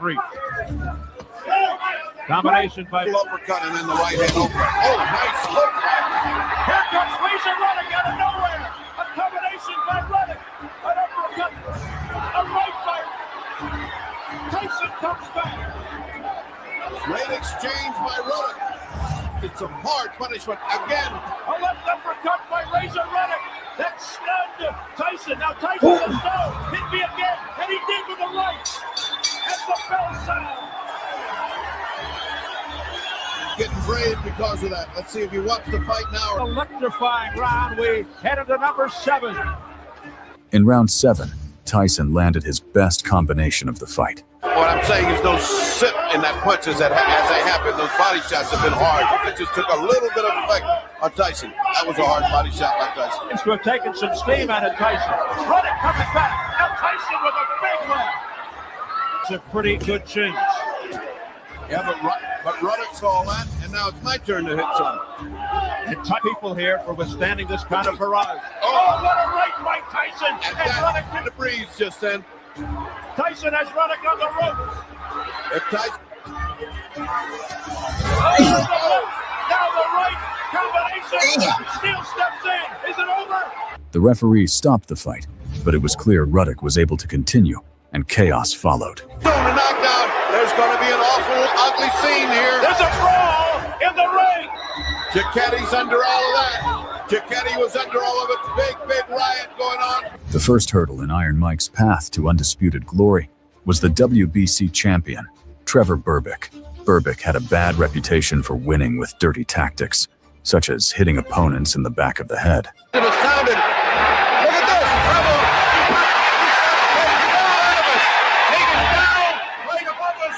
I don't think we can beat the count. Furthermore, he was also known for being the man to send Muhammad Ali into retirement, causing him heavy damage. These are solid punches. They're just above us, trying to level him. Ali always could take a punch, but now he's in trouble. This alone was reason enough for Tyson to destroy Berbick in the ring. Let's see how long his reign lasts. From the very start, Mike began punishing Berbick, dealing revenge with his fists. Bounces it off the forehead of Trevor. Trevor tries to work and takes a light left jab. Tyson will be able to get underneath it. Oh, wow! With a right, another left hook that just raises it. Trevor, with this bravado, could getting directly in front of him. That is, a left hook that really caught him. of Mike Tyson. He's standing, but this is a poor fight plan. Oh, the right hand gets him. Notice the lazy left. Watch Tyson load up with left and right. You get the idea that Mike, as soon as, right hand, Tyson having a good first round. Wow, with the uppercut misses. See this? Tyson walking right through. He's walking, and Tyson clips him with the left hand. Look at this. Combination. And Berbick ready to go, but he stays on his feet. Another right hand clips him. But Berbick decided to taunt Prime Tyson, signing his own death wish. Trevor Berbick, this is round 2. Championship of the world. Trevor Berbick and Mike Tyson. Tyson goes to work right away, and he gets Trevor in trouble, and he's down. Comes Tyson again. He knows he can hurt him anytime. Left hook, right hand. But what he's not doing is holding off Mike with a left. And you see the light left hook by... Then, Tyson decided it was time to execute the fool for all his sins, making Mike the youngest world heavyweight champion ever. All time. Bangs the body. Wow, with that uppercut is Tyson. Catches him with a right left hook, and he goes down. He goes down. He should be able to get up from this. His legs may be shut down. And Trevor Berbick falls back in the rope. I don't know if he's going to be able to continue. He's got the heart, but his body won't let him do what his mind wants to. And he's counted out as a knockout. Mills Lane counted him. In May 1980. Lord have mercy. That's funny. Ain't no way in the world. You know, one thing I noticed, Doc, is that the men that Tyson been fighting are taller than he is. Yeah. So they have a longer reach, but they kept letting him get inside, get real close where that jab is ineffective. Letting him. They didn't let him get inside. Mike coming inside, and you look at that head movement as he's coming forward. Every movement of that head, he's inching closer to you. They didn't let him do that. You can be sure that boxing 1-on-1 is use that jab, keep him on the outside, so he can't reach you. Didn't work. How could we turn that into a strategy for Black Power to win? How would we turn that into where the enemy that you have to get up close to them so that they couldn't jab you? Well, I mean, you could use the analogy of Dan Freeman and the spook who sat by the door.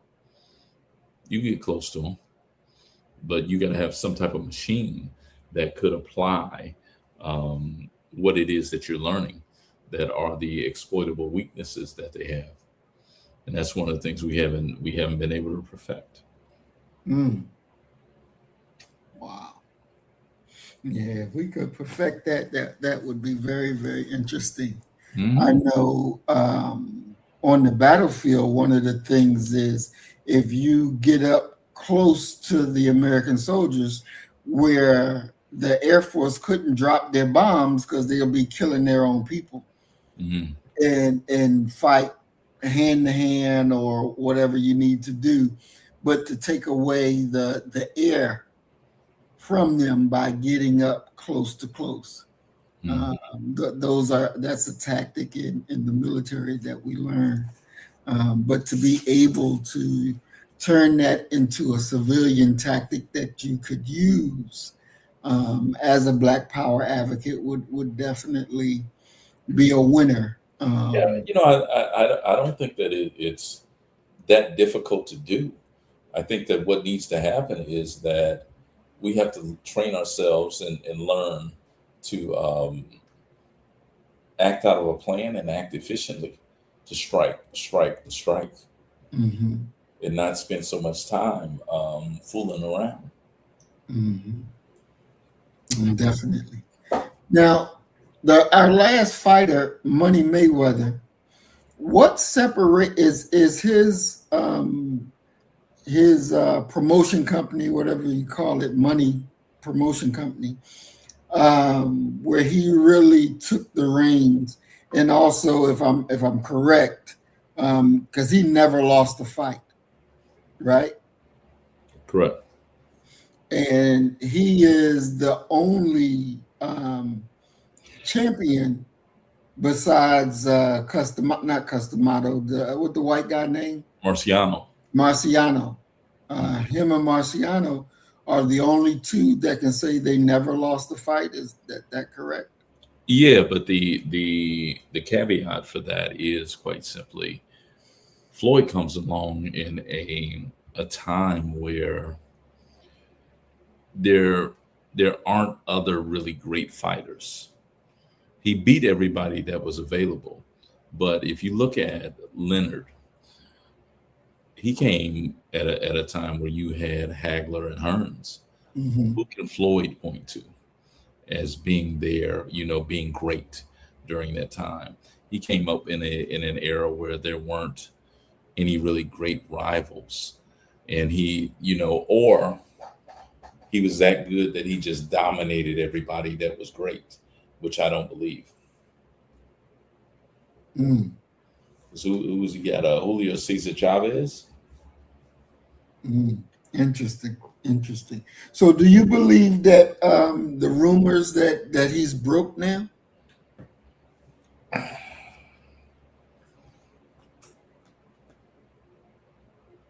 I don't know. I hope not. But that brother spent a lot of money. He flashed a lot of money. And I just hope and pray not. Because the truth of the matter is that to say that a Floyd Mayweather went broke, one has to ask themselves, where did that money go? It left his pocket, his control, and went other places. Where? And why? I was watching some video and the commentator said for Mariah Carey to get in her car and drive anywhere, it's going to cost her at least $150,000 per outing because you got the security, you got this, you got that. Yeah. Then all of these things that they have to have before they can even go anywhere. Is that a problem that they have made for themselves by doing certain things unwisely, or that's just come with the? Well, I think that it comes with the renown and the celebrity and the becoming addicted to the spotlight, so that you're going to make a big show, a big to do out of whatever it is that you're actually doing or being involved in. And there are people around them who are, for lack of a better term, hungry, and they're seeking an opening to take what it is, anything that they can get their hands on. So in other words, they need to learn the lesson from MC Hammer. Yeah. I mean that's this is the same lesson, like how we talked about Ali talking to Tyson about, get to a point where you can sign your own checks. There should be a natural maturation that we don't see a Money Mayweather end up broke because he's learned how business actually works. I don't know if that happened or not.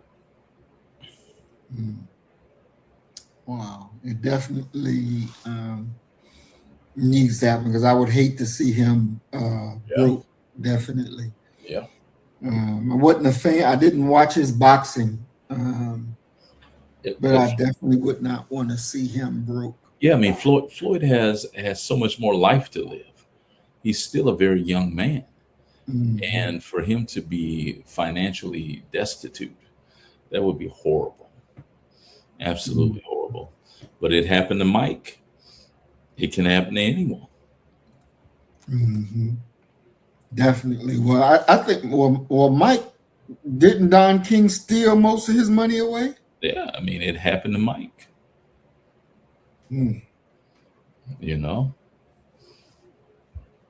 Wow. I'm surprised nobody didn't put a bullet in Don King yet. I mean, Don King's a gangster. He is. Don King went to prison for murdering a guy. So violence is right up his alley. As he say, only in America. Only in America. All right, we're going to watch a few minutes of Floyd. And now, ladies and gentlemen, pretty boy, Floyd Mayweather. The hair is standing up at the back of my neck. This is the most exciting event that I've seen in a long, long time. Here we go. Doing a pretty good job, but he missed that shot. Floyd Mayweather is in for the toughest fight of his life. Backing up and under adversity, and here's De La Hoya on him again, and his fight plan is starting to work. He's backing him up. He caught him. He caught him with a shot.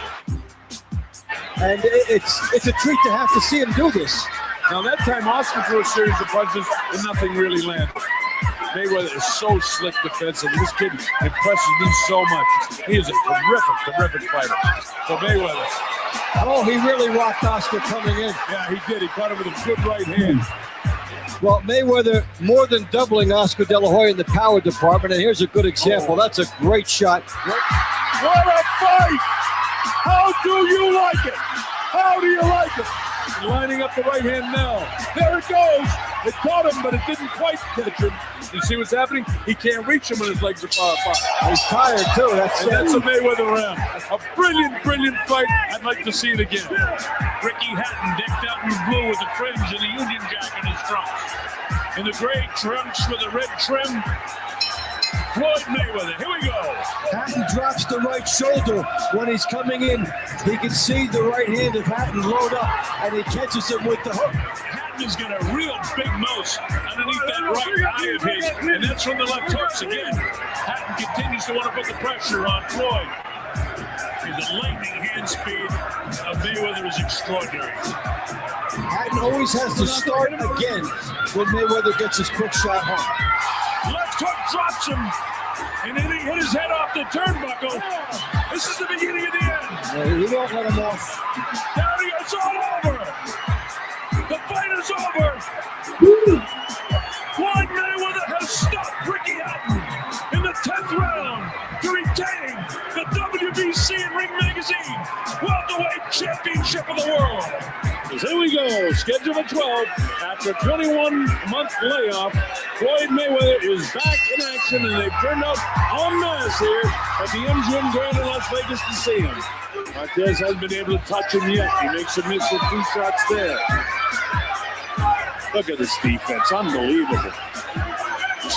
For you young boxing fans that are watching Floyd Mayweather, you're seeing one of the, if not the greatest defensive fighter of all time. I mean, that's how strong I feel about him. He's everywhere, and then he's nowhere. You think you've got him, little dipsy do, you throw the punch and he's not there. And again, it's not just hand quickness, it's the movement of the head, the way he rolls with punches. Look at the way he makes them miss. I mean, 3, 4 shots. This is just extraordinary. We've been able to see Mayweather showcase so much. And this is a great exhibition of how to combine the best of offense and defense. Brilliant victory for Floyd Mayweather Jr. Sensational performance. All right, this is what we came for. The hair standing up on the back of my neck. And we're going to have a war here. Shane Mosley, Floyd Mayweather. Here we go. Look at that left hand being carried down low. Is Floyd able to get away with it because he's so fast with his hands. First minute and a half again. It's clear to see that Mayweather's outboxing Shane Mosley right now. And Mayweather with the speed again, bangs him up against the ropes. This is going to be frustrating for Shane Mosley right now. Look at that. Pity-pat punches by Shane, and Floyd cracks him with the right hand coming in. And Mayweather from the outside can score and get there first. A big right hand landed by Floyd. There's no way Ortiz can box with him. No, I think Ortiz is going to come out and try to come straight at him and brawl. Here we go, round 1. He is so instinctive. And there's the defensive. Mayweather sort of picking him apart. Look how quick he is when Ortiz comes after him. And there's Ortiz battling back, but look where the hands are of Mayweather. He lunged forward with his head. Time has been called, and now a point's going to come away. Oh, and then as Mayweather makes him pay, what a rookie mistake there by Ortiz. 9 and 10. It's all over. All right, so the stage is just about set. They'll clear the ring, and Dave, the anticipation of this fight is absolutely none. Nobody has pinpoint accuracy against the defensive tactics of Floyd Mayweather in the red trunks. He's standing straight up right now, and Cotto still can't get to him. Look at that. Overhand right. He wants to show this guy what a good fighter. There's no bad blood between these guys. That's a nice move there by Mayweather. Let him set the trap, and he does. We saw some things tonight that were as vintage Mayweather as anything we have ever seen from him. Whether you like him or you don't like him, you don't want to miss seeing him fight because he is a tremendous athlete. 36 years old, I don't see any slowdown. I certainly don't see any ring rust. Yeah, no change in the reflexes as he jabs and darts away from the counter. And then scores with the lead right hand. But I mean, the obvious difference in this is the hand speed, which is phenomenal from the 36-year-old fighter. I mean, look at that. He threw about 5 or 6 punches, and Mayweather just slips right out of that corner, kind of like a greased pig at a fair. I don't think there's ever been anybody better we've seen that can shift from defense to offense and back so easily and effortlessly. A lot of what Floyd Mayweather does in there is instinctive. What he sees, what he picks up, and how he reacts off the nuances of his opponent and then gets there fast is what separates him from the other fighters, even the other elite fighters in this game. Floyd Mayweather has given a boxing lesson to Robert Guerrero. So Floyd, obviously a pretty decent guy. But his thing to be, because he was his own promoter, right? Yep, I believe so. Yeah. There was no middleman negotiating for him. Everything went straight to him. I don't think it was that smooth, to be honest with you, because you still got to deal with a venue. You still got to deal with insurance. You got to deal with all these other things that go along with that. Wow. Well, definitely, I think he tried to be truly able to do for self. Has there been any other fighter that took the do for self principle to work it like Floyd had did? Well, yeah, I mean, you've had, sporadically we hear about fighters who are representing themselves, their own agents. We've been hearing about that in like the NFL and the NBA. I want to say the brother that is the quarterback, is it Lamar Jackson?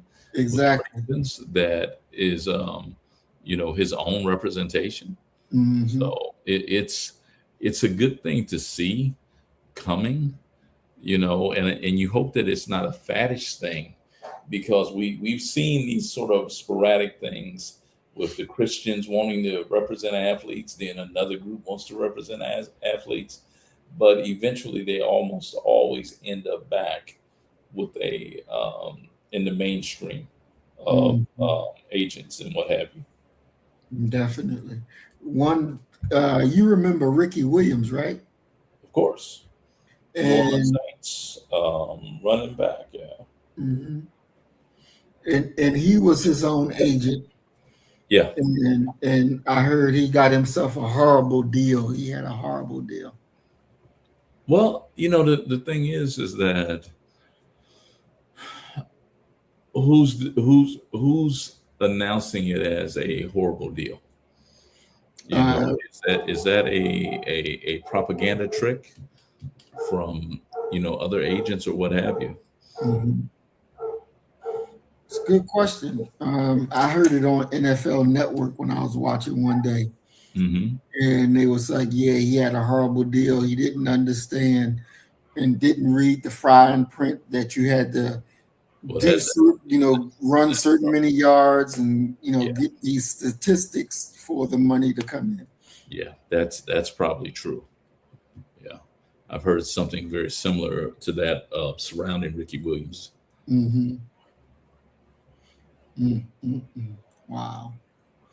Well, we're at the end of the program, and boxing is a world that I really didn't spend a lot of time taking part in watching, but watching these clips is definitely exciting, and being able to see and taking some of the philosophies that we can look for and understand in the boxing world and apply it to real world situations. Because every day you have a real world situation that definitely needs to be dealt with, and it needs to be dealt with in a disciplined manner. It needs to be dealt with in an unemotional manner, because within our emotions is when we can make serious mistakes that could cause us to lose a battle. And that battle could be a battle very important, which could cause us to lose the war. So these things we have to take note of and learn all the ins and outs, because this is something that happens every single day. Every single day we are confronted with different situations, and we have to realize, how are we going to handle this? In which manner are we going to handle this? Because we are a people that are literally, at war. The society and its systems are at war with us. And some of our people live their life like they had no idea that there's even a war going on. So these things you have to take apart and look into and see, ask questions and learn all about yourself. Well, I mean, it's. I'll end with this and say that, it's the formula for success is one that we have to learn, and we have to be diligent about applying it to our personal lives, our professional lives, our economics and what have you. The time has expired a long time ago for us to be out here acting all willy-nilly like we don't have good sense. And I yield with that, brother. Yes, sir. Yes, sir. And as we always say, we want to thank everybody for joining us. Brother Willie Rivers, peace and blessings. Christine Williams, peace and blessings. Emerald Jules, peace and blessings.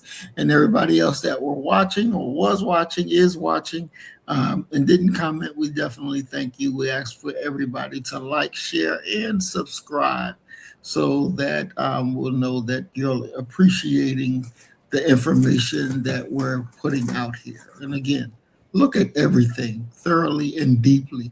And there's a lesson to be learned if you're willing to extract it and apply the lessons.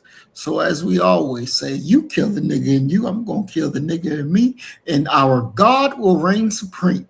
We are Black first, today, tomorrow, and forever. Love you, family. Peace and blessings. Assalamu alaikum. Shalom. Peace. Peace. So you better get the message and get it straight. You're going to need some bridge work.